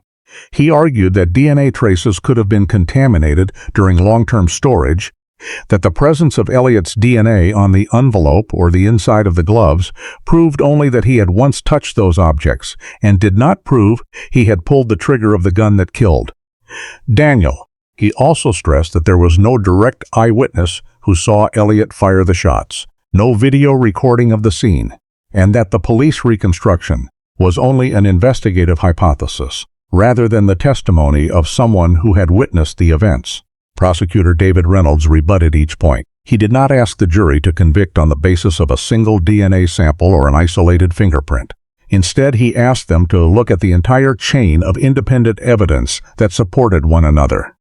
There were ballistics results proving the same gun was used in the 4 shootings and at Daniel's scene. There was Elliott's DNA on multiple pieces of evidence recovered in 1979. There were Elliott's fingerprints on the ammunition box. There was the station wagon borrowed at the exact time of the crime. There were gasoline receipts matching the route the investigative team had reconstructed. There were the letters, the maps, the cut engagement photograph, the witness statements about the station wagon and the gunshots, the location where Daniel's body was found matching the travel route, and Elliott's flight immediately after police prepared to interview him a second time. The prosecution concluded that each individual piece of evidence might not be sufficient for conviction, but when placed side by side, they formed a continuous chain, leaving no reasonable gap for an innocent explanation. After several days of deliberation, the jury returned to the courtroom. The entire room held its breath as the presiding judge read the verdict. On the charge of first-degree murder, the jury found the defendant guilty. On the charge of kidnapping, the jury also found him guilty. Elliott Vance stood motionless, showing no emotion as the verdict was announced. The judge then imposed the maximum sentence permitted under the law applicable to the case: life imprisonment without the possibility of parole. More than 45 years after the night Daniel Mercer left Laura Bennett's apartment, the case was finally closed with a verdict the victim's family had awaited for nearly half a century. In early 2023, when the investigation into the death of Eleanor Ellie Warren was officially reopened as a homicide, Detective Elena Ramirez began focusing all of her attention on the man Raymond Sullivan had suspected for 60 years, Daniel Mercer. According to the most recent civil records, Daniel was then 84 years old and living with his wife in a quiet one-story house on a tree-lined street in Saratoga Springs, New York. To the local community, Daniel was the model of a respectable citizen. After completing a nursing program in Florida in the 1960s, he worked for decades in the medical field, eventually serving as an executive administrator at a regional hospital before retiring. Community records showed that Daniel was a longtime member of First Presbyterian Church in Saratoga Springs, regularly participating in food drives, fundraising for poor patients, and for many years funding scholarships for nursing students in difficult circumstances. The local newspaper had once published an article praising him as a man who devoted his entire life to serving the community. Neighbors described Daniel as a courteous man who always mowed the lawn for elderly families and never caused any trouble. None of them knew that more than half a century earlier he had been the primary suspect in the disappearance of Eleanor Warren. Elena spent many weeks reviewing Daniel's entire life after 1962. The records showed that he left Syracuse only a few hours after Ellie disappeared and never returned to the nursing program at Syracuse University. Daniel transferred all of his credits to a nursing school in Florida, changed his residential address, and cut off nearly all contact with former classmates. When comparing archived documents, Elena discovered a detail that had never been noticed. In a 1962 automobile insurance statement belonging to former classmate Thomas Becker, Daniel was recorded as having borrowed Becker's Chevrolet station wagon in early March to move some personal belongings. Becker had died years earlier, but the repair claim file was still preserved. In the report, Becker wrote that when Daniel returned the vehicle, the rear tires and undercarriage were covered with red mud, and the cargo area smelled strongly of bleach. Becker simply assumed Daniel had spilled medical chemicals and asked no further questions. To Elena, that detail immediately recalled the red mud in Ellie's Ford Fairlane and the chemical odor that had appeared both in the apartment and in the car's trunk. Review of personal also showed that Daniel had participated many times in camping trips in the Adirondacks with the University Outdoor Club before 1962. In an old photograph album preserved by Syracuse University, Elena found a picture of Daniel standing beside a road sign numbered Route 28 during a fall outing in 1961. This completely contradicted his statement in Miami in 1962, when Daniel insisted he had never known where Route 28 was until the police mentioned it. The contradiction was not enough to convict, but it proved Daniel had lied in the first interrogation. Elena continued seeking out surviving classmates of Daniel's. Most memories had faded with time, but one former classmate named Michael Foster still remembered a remark that had haunted him for years. Foster related that a few weeks after Ellie disappeared, Daniel had been sitting drinking coffee with a group of students and suddenly said, "There are some things that should be buried where no one will find them." At the time, everyone assumed Daniel was speaking only of the pain of a breakup and paid no attention. Now that remark carried an entirely different meaning. The most important witness Elena located remained Peter Collins, who had shared the apartment with Daniel in 1962. When Elena met him, Peter was already in his 80s and living in a nursing home in Rochester. At first, he refused to talk, but after repeated persuasion, Peter decided to reveal something he had never told Raymond Sullivan more than half a century earlier. Peter said that on the morning of March 8, 1962, while Daniel was hurriedly packing, the brown leather suitcase accidentally fell open as it was being lifted from the bed. Inside, Peter briefly glimpsed a brown women's wallet, a dark blue fabric fragment, a coiled length of cloth tape, and a map of the Adirondack region folded into quarters. Elena asked why he had never mentioned this. Peter lowered his head for a long time and then answered, "I was 21.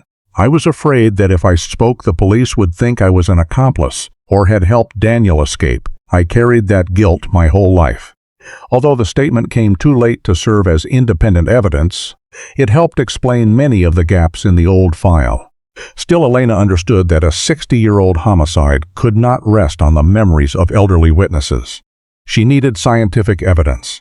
After consulting the district attorney's office, the investigators secretly surveilled Daniel for several days. One morning, after leaving a coffee shop near the church, Daniel discarded a disposable paper cup in a public trash can.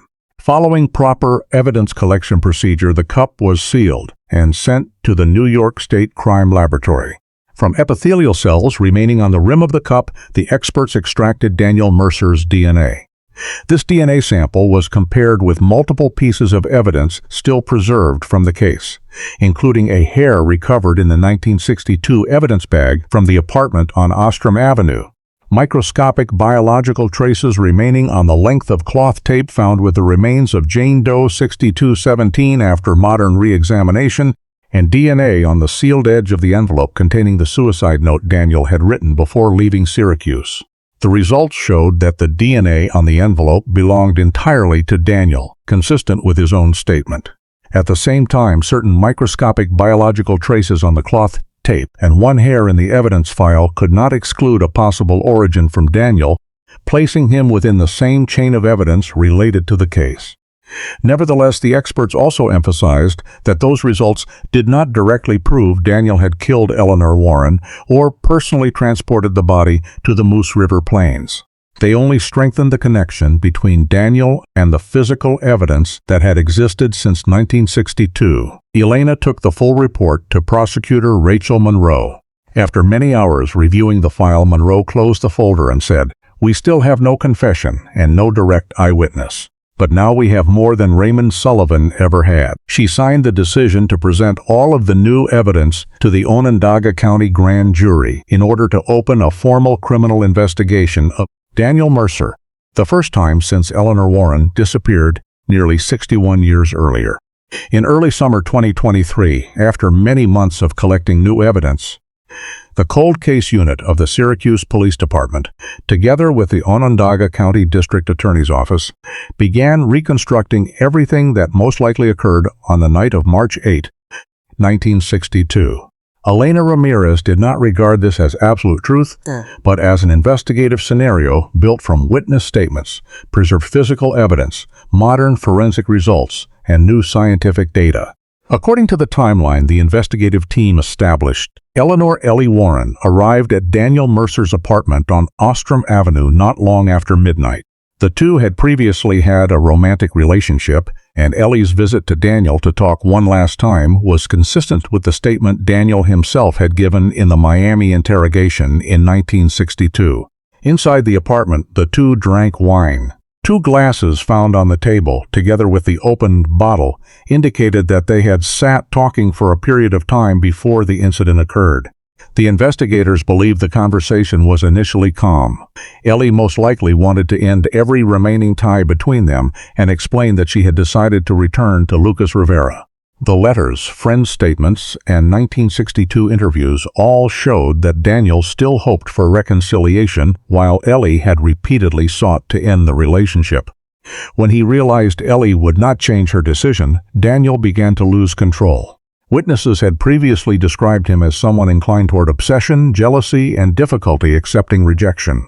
Elena believed the argument quickly turned into accusations. Daniel may have blamed Ellie for using his feelings and then returning to Lucas, while Ellie continued to insist that everything between them had to end. Inside the small apartment, the quarrel escalated into a struggle. 2 glasses were knocked over, one shattered on the floor. Ellie's scarf was left in the living room. An earring was pulled free during the struggle. According to the new forensic conclusions, the injuries to Eleanor Warren's hyoid bone were consistent with the victim having been strangled or constricted with very great force. Based on the locations of the physical evidence inside the apartment, Elena believed the fatal act occurred in the bedroom. Daniel most likely used his own hands or a soft object to constrict Ellie's neck until she stopped breathing. There was no indication that this was a premeditated attack. All of the evidence pointed to a spontaneous act in a fit of rage. When he realized Ellie was dead, Daniel fell into a state of panic. This was the moment the chain of physical evidence inside the apartment began to fit together. The abnormally stretched necktie, the coat hook above the door frame that had been pulled from the wall, and the head wound Peter Collins saw the next morning were all consistent with the theory that Daniel had attempted to hang himself. The weight of his body caused the hook to tear free from the wall. Daniel fell to the floor and struck his head. Instead of continuing the suicide attempt, he began trying to conceal what had just happened. The apology letter was written during this period. The content of the letter expressed despair and guilt, but made no mention whatsoever of Eleanor Warren or any criminal act. To Elena, it was not a confession, but the reaction of a man who had just grasped the consequences of his own actions. After regaining some composure, Daniel began erasing traces inside the apartment. He used bleach to clean the floor, which explained the strong chemical odor the investigators noted during the search. The carpet was still damp because it had just been cleaned, yet the cleaning could not remove every trace. A dark blue fabric fragment from Ellie's coat remained caught in the trunk of the Ford Fairlane, while hairs and other microscopic traces persisted for decades afterward. According to the investigative scenario, Daniel carried Ellie's body down to the parking lot, placed it in the trunk of her Ford Fairlane, and left Syracuse before daylight. On the way, he stopped at the gas station, where Leonard Hayes remembered giving directions to Route 28 to the driver of the car. The investigators believed Daniel did not travel randomly, but headed toward the Adirondacks because he had previously camped there many times and knew the sparsely populated wooded areas around the Moose River Plains well. Daniel's false statement denying any prior knowledge of Route 28 only heightened the value of this evidence. When he reached the Moose River Plains area, Daniel carried Ellie's body into a plot of ground not far from Route 28 and left it at the place where hunters later discovered Jane Doe 6217. Forensic experts concluded that the body had been brought there after the victim was already dead and that the discovery site was not the crime scene. That conclusion fully supported the theory that the murder occurred in the Syracuse apartment, while the Adirondacks served only as the disposal site. After leaving the Moose River Plains, Daniel returned to Syracuse. The Chevrolet station wagon, borrowed from Thomas Becker, was returned with red mud clinging to the undercarriage and the smell of bleach in the cargo area. Around the same time, Ellie's Ford Fairlane appeared near Erie Boulevard in a cleaned condition, the key missing but many personal belongings still inside. Daniel abandoned the car, took a taxi to the train station, traveled to New York City, continued by taxi to Idlewild International Airport, and boarded a flight to Miami to meet his mother. This sequence of travel was confirmed by taxi receipts, airline records, and the statements of multiple witnesses. When Elena presented the full reconstruction diagram to the prosecution team, each piece fell into its proper place. The mud in the vehicle matched the soil composition of the Adirondacks. The fabric fragment in the trunk matched the coat Ellie wore the night she disappeared. The location where the body was found lay on the exact route the gas station attendant had indicated. Peter Collins's new statement about the women's wallet, the blue fabric, the cord, and the Adirondack map inside Daniel's suitcase. The suicide note written immediately after the time of the crime. Daniel's flight from Syracuse only hours after Ellie disappeared. The decades-long lie about never having been to Route 28. And the modern DNA results placing Daniel within the chain of evidence related to the case. No single piece of evidence was sufficient by itself to close the case, but when combined they formed a logical and consistent picture of what most likely occurred on the night of March 8, 1962. After the meeting, prosecutor Rachel Monroe signed the necessary documents to request an arrest warrant. While the file was presented to the grand jury, the investigators quietly placed Daniel Mercer under surveillance to ensure he did not leave Saratoga Springs before the court's final decision was issued. On Sunday morning, May 19, 2024, the sky over Saratoga Springs was clear and quiet like any other weekend. The bells of First Presbyterian Church had just finished ringing after the morning service when the parishioners filed out onto the square in front. Daniel Mercer, 85 years old, slowly left the main door with a few familiar friends. He wore a gray suit, carried a Bible whose spine was worn, and stopped to shake hands with each person before walking toward the parking lot. No one noticed that across the street 3 unmarked police vehicles had been parked for nearly an hour. Detective Elena Ramirez stood beside a black SUV together with investigators from the Cold Case Unit and deputies from the Saratoga County Sheriff's Office. In the pocket of her jacket was the arrest warrant signed by an Onondaga County judge. After the grand jury concluded there was sufficient evidence to indict Daniel Mercer for second-degree murder in connection with the death of Eleanor Ellie Warren in 1962. As Daniel stepped down the final church steps, Elena moved forward. "Daniel Mercer," she called. The white-haired man stopped and turned toward her with a calm expression. "Yes?" Elena opened her badge wallet. "I am Detective Elena Ramirez of the Syracuse Police Department Cold Case Unit. Daniel Mercer, you are under arrest for the murder of Eleanor Warren that occurred in March 1962. For several seconds, the entire church grounds fell silent. The people who had just left the service stood frozen, not understanding what was happening. Daniel looked at Elena for a long time and then exhaled softly. He did not step back, did not resist, and did not immediately request a lawyer the way many suspects do. After a few seconds of silence, he said only one sentence in a voice that was almost a whisper. "You people took too long." Elena signaled the investigators to approach. Daniel calmly extended both hands to be handcuffed according to procedure. As he was led to the police vehicle, many parishioners remained motionless on the steps, unable to believe that the man they had known for decades had just been arrested for a murder committed more than 6 decades earlier. Only a few hours later, the news appeared on local media outlets and quickly spread across New York State. The headlines of many newspapers all mentioned the arrest that had shaken the region after 62 years. Television stations replayed the photograph of Eleanor Warren as a nursing student beside images of Daniel Mercer being escorted away from the church. The Saratoga Springs community fell into a state of shock. Many neighbors insisted they could not believe Daniel was capable of murder.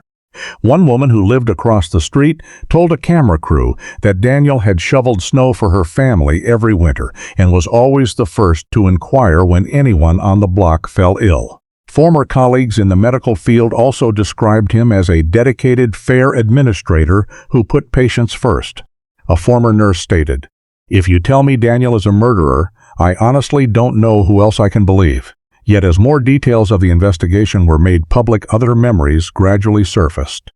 Some people who had worked with Daniel recalled that behind the calm exterior he always wanted to control everything according to his own wishes. Others said Daniel found it very difficult to accept being opposed and at times displayed a cold anger, never shouting, yet enough to silence an entire room. One former employee remembered, "He rarely lost his temper in front of others, but when he did, the look in his eyes frightened everyone." While public opinion divided into multiple currents, the organizations that had once honored Daniel began to react. The hospital where he had served as administrator quietly removed his name from the plaque listing outstanding administrators. The Nursing Scholarship Fund that bore Daniel Mercer's name suspended operations so the board of directors could review the matter. The church where he had worshipped for many years issued a statement affirming that it would pray for all parties, but declined to comment on the pending case. Several charitable organizations also quietly removed Daniel's name from the list of prominent donors on their websites. On the same day as the arrest, the investigators executed a search warrant at Daniel's house in Saratoga Springs. Inside the study, they discovered multiple items that had never appeared in any previous investigative file. In a locked drawer was the 1962 Syracuse University nursing class yearbook. When they turned to the group photograph, the investigators found that Eleanor Warren's face had been neatly cut out of the picture with a sharp blade, while everyone else remained intact. On a nearby bookshelf was an old map of the Adirondack region, folded precisely at the location leading to the Moose River Plains and Route 28. In a cardboard box in the corner of a cabinet, Elena found dozens of newspaper clippings from various periods about Ellie's disappearance, from the earliest reports in 1962 to the articles about the reopening of the cold case file in 2022. Beside them was a photocopy of the missing person flyer bearing Ellie's photograph as a nursing student. The most emotionally charged discovery lay in a small, yellowed envelope. Inside was a simple silver bracelet. When Sarah Warren was invited to identify it, she burst into tears at the first glance. Sarah said the bracelet was the gift George Warren had given his daughter on the day Ellie graduated from high school, and that she had always worn it whenever she went out. The family had never recovered the bracelet after Ellie disappeared. Its appearance in Daniel's house after more than 60 years became one of the most important pieces of evidence in the investigation. Late that afternoon, Daniel Mercer was transported from Saratoga Springs to the Onondaga County Correctional Facility to await his first court appearance. As the convoy left the city, dozens of reporters followed, recording every moment. For many residents of Saratoga Springs, that day completely changed the way they viewed the man they had once respected. For decades, Daniel Mercer had been known as a dedicated nurse, an exemplary hospital administrator, an active church member, and a man who continually contributed to the community. Now, on the very same streets that had once praised him, that man was charged with murdering a nursing student and concealing the truth for more than 60 years. The arrest not only closed the longest suspect search effort in the history of the Syracuse Cold Case Unit, but also forced an entire community to confront a painful truth. Sometimes the face a person constructs over many decades does not reflect the person he once was on a single fateful night in the past. In September 2025, 63 years after the night Eleanor Ellie Warren disappeared from Syracuse, the trial of Daniel Mercer officially began at the Onondaga County Courthouse. The case quickly drew national media attention across the United States, because it was one of the oldest cold cases ever brought to trial through the combination of modern forensic science and investigative work spanning multiple generations. In the courtroom, Daniel Mercer sat quietly beside his defense attorneys. His pure white hair, stooped shoulders, and aged face made him look nothing like the nursing student who appeared in the black and white photographs of 1962. Across from him, Sarah Warren clutched the keepsake box that her grandmother Marion had once handed down, while Judy Lane, now in her 80s, sat in the front row, with her cane resting beside her feet. When the trial opened, Prosecutor Rachel Monroe told the jury that this was not a case built on a single piece of evidence, but on a chain of independent pieces of evidence that, when fitted together, formed a complete picture of what had occurred on the night of March 8, 1962. She systematically presented Daniel Mercer's motive. Through the statements of friends, letters, and the old investigative file, Daniel had repeatedly followed Ellie after the two broke up, continuously telephoned her, appeared without warning, and refused to accept her return to Lucas Rivera. The prosecutor mentioned the slashing of Ellie's tires months before she disappeared, though insufficient on its own for a separate charge, as evidence reflecting Daniel's controlling and jealous behavior. Next, Monroe emphasized that Eleanor Warren was last seen alive when she entered Daniel's apartment on Ostrom Avenue after midnight. No credible witness ever saw her leave. Inside the apartment, police recovered Ellie's scarf and one of her earrings, 2 wine glasses, signs of a struggle, and the smell of bleach. Those pieces of evidence were combined with Peter Collins's account of Daniel's attempted suicide by hanging with a necktie after the night of the incident. The prosecutor displayed the abnormally stretched necktie, the coat hook torn from the wall, the wound on Daniel's head, and the apology letter written immediately before he fled.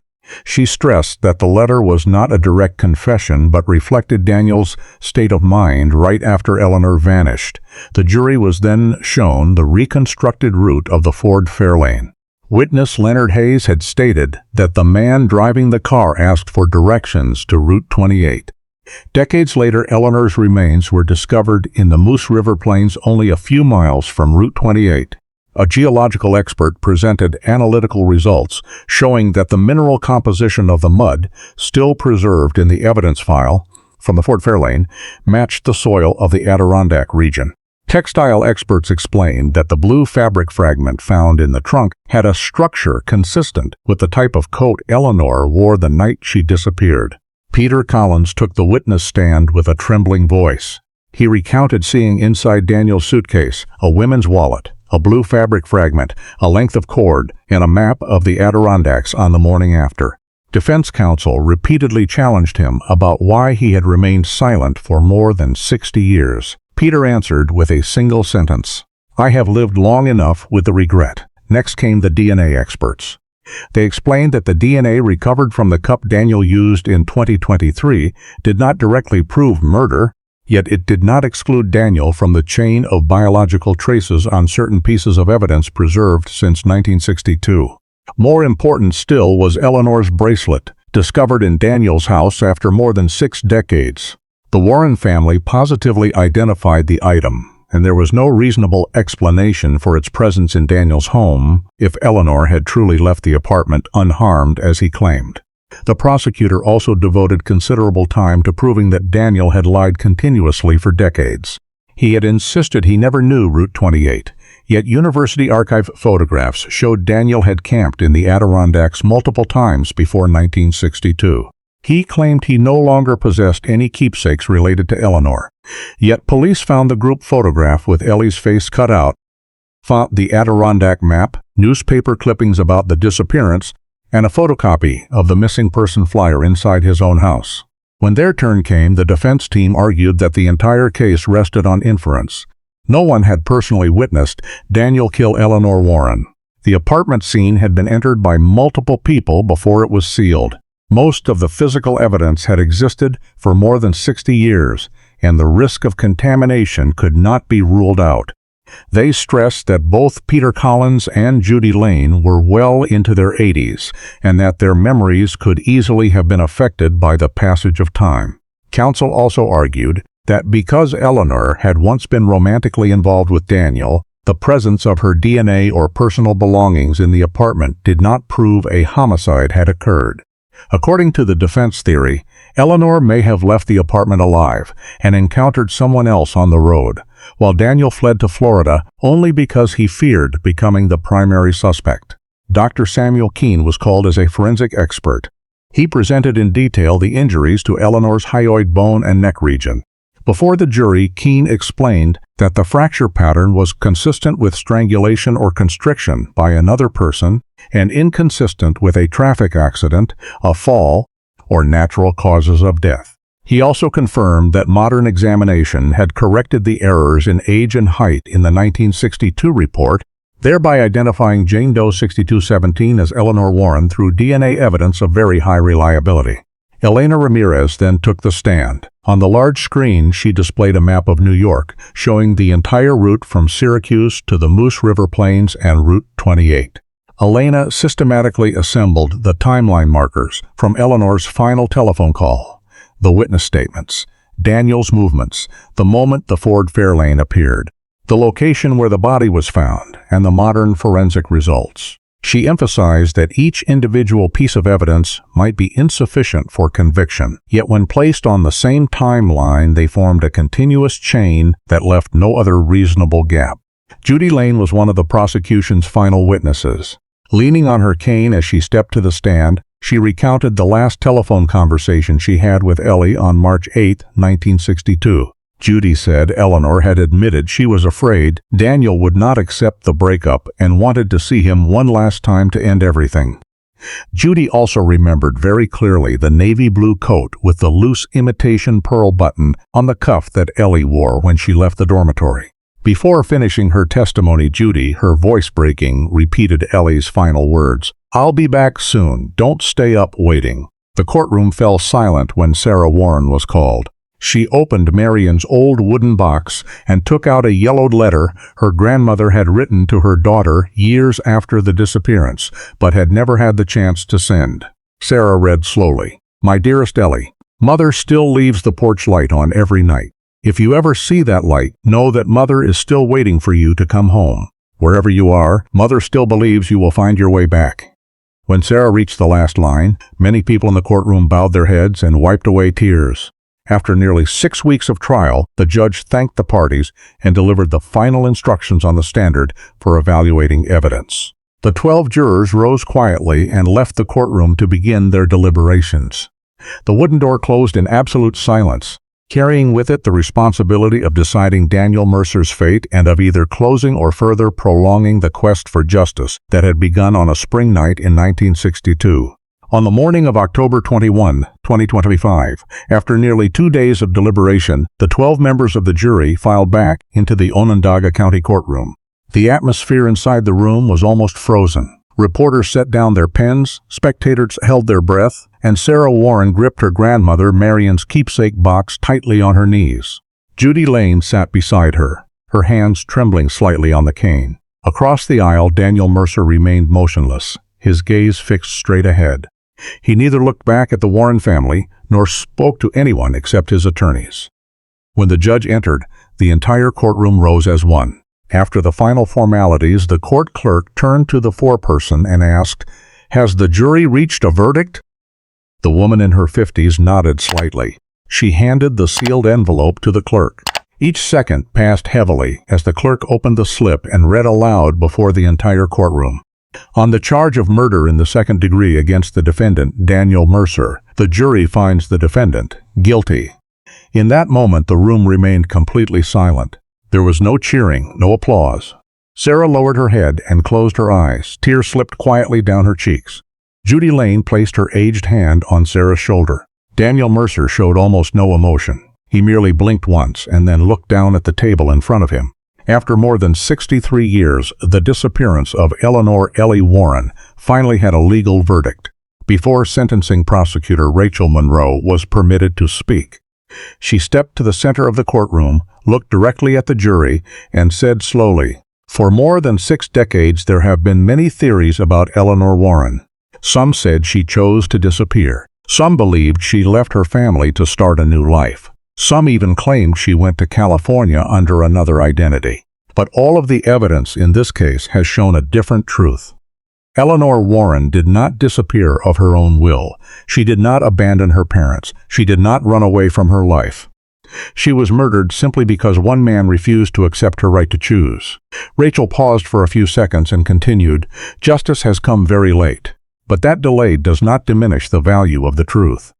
Today the court has restored to Eleanor Warren what was taken from her in 1962, the identity of a victim and the acknowledgement that what happened to her was a homicide."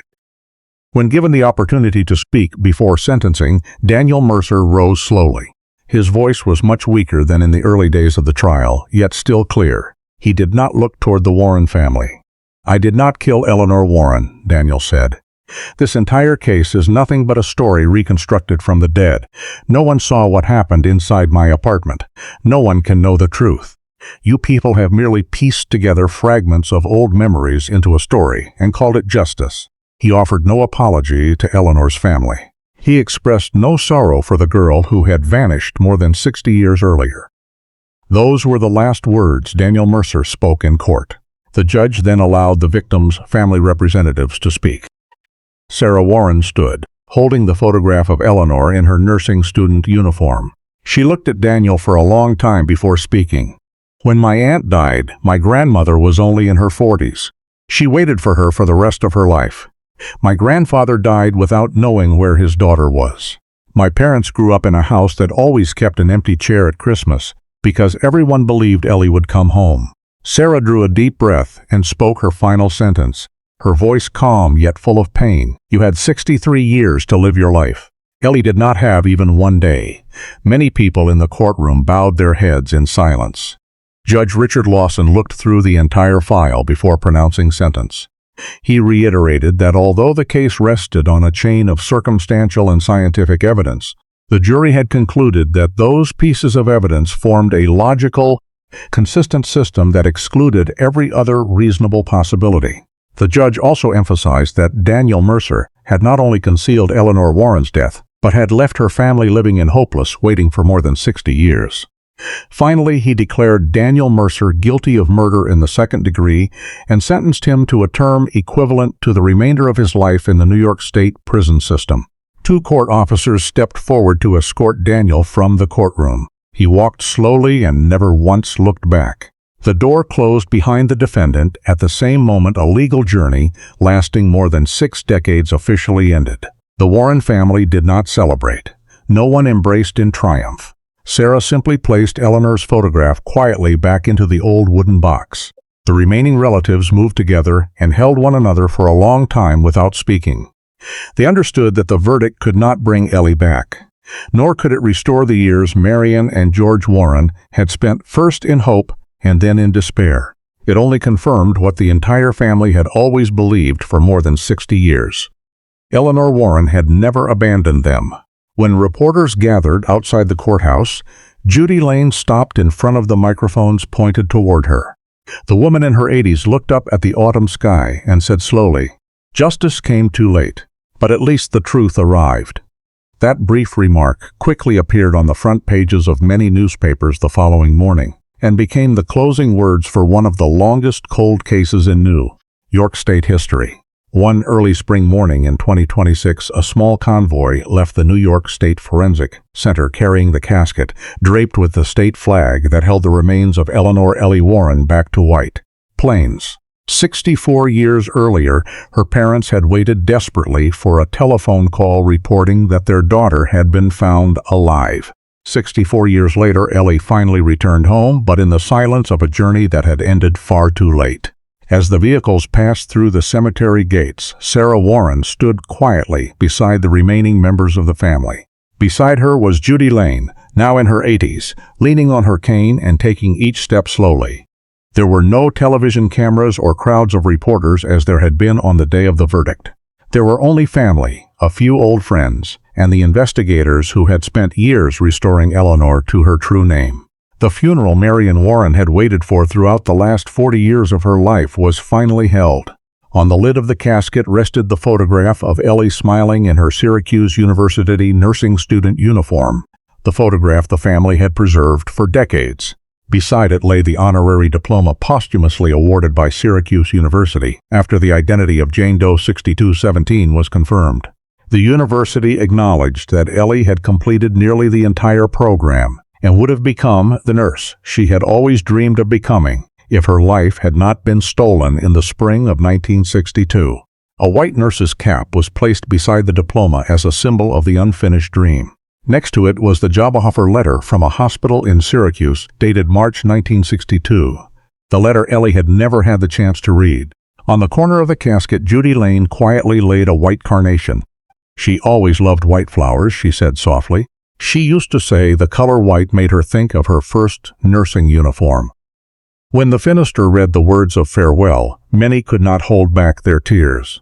They mourned not only a 22-year-old girl who had died more than 60 years earlier, but also an entire life that never had the chance to begin. Ellie never became a nurse.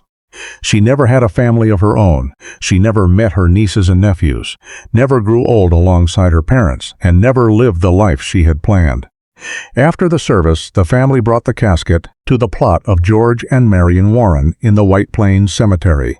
Eleanor was laid to rest beside her parents, exactly where Marion had once said she wanted her daughter to return if the truth were ever found. Meanwhile, at the Hamilton County Cemetery, where the unidentified woman had been buried for nearly 60 years, the old stone bearing the words Jane Doe 6217 was replaced with a new marker. The new inscription was simple yet full of meaning. Eleanor Marie Warren, 1939-1962, daughter, friend, nurse-to-be. For the investigators, the changing of the stone was not merely the correction of a name. It was the moment a human being was restored her identity after decades of being buried under an anonymous designation. Several months after the trial, the Warren family and Syracuse University established the Eleanor Warren Scholarship for nursing students of high academic achievement who committed themselves to community service. At the announcement of the first award, Sarah said she did not want people to remember Ellie only as the victim of a murder. "What my aunt wanted most was to care for others," Sarah said. If this scholarship helps one student become a nurse, then a part of Ellie's dream continues to live. The Eleanor Warren case also produced lasting changes in investigative practice across New York State. Law enforcement agencies expanded programs to digitize missing person files in order to reduce the risk of loss or error, such as the 1962 misspelling of Ellie's surname. New protocols for comparing unidentified remains across counties were adopted to ensure that files would no longer be fragmented the way the Syracuse and Hamilton County records had once been. The preservation of physical evidence in cold case files was also significantly improved so that modern DNA techniques could be applied decades later. Ellie's story has been used in many investigator training programs as a classic example of the value of re-examining old cases with new technology. Yet perhaps the most important lesson does not lie in forensic science, but in the warning signs that were overlooked before the crime occurred. For years, Daniel Mercer's behavior had been regarded merely as youthful jealousy. The unexpected appearances, the unwanted telephone calls, the surveillance of Ellie, the tire slashing, the threats of suicide when rejected, and the increasingly extreme control were all treated by many people as a private matter between two students. After the case, law enforcement agencies and numerous universities in New York began incorporating those behaviors into programs raising awareness of dating violence. Experts emphasize that stalking, property damage, isolation of the victim, threats of suicide to force a partner to continue a relationship, or refusal to accept a breakup are not expressions of intense love. They are escalating steps of controlling behavior that can lead to serious violence if not recognized in time. Eleanor Warren was not killed because Daniel Mercer loved her too much. He killed her because he refused to accept that she had the right to choose her own life and the right to say no. That is the most important distinction this case leaves behind after more than 6 decades. On a late autumn afternoon, not long after the burial, Sarah Warren returned alone to the White Plains Cemetery. She placed a bouquet of white carnations before Eleanor's new headstone and gently rested her hand on the cold stone. After a few seconds of silence, Sarah smiled through her tears and said, "You're not missing anymore." A light breeze moved through the rows of maples, turning color carrying the rustle of leaves over the three graves of George, Marion, and Eleanor Warren. 63 years earlier, a young woman had vanished into the darkness, leaving behind a shattered family and a dust-covered file. 63 years later, her name was finally carved correctly on her own headstone. Eleanor Warren spent 60 years waiting to have her name restored.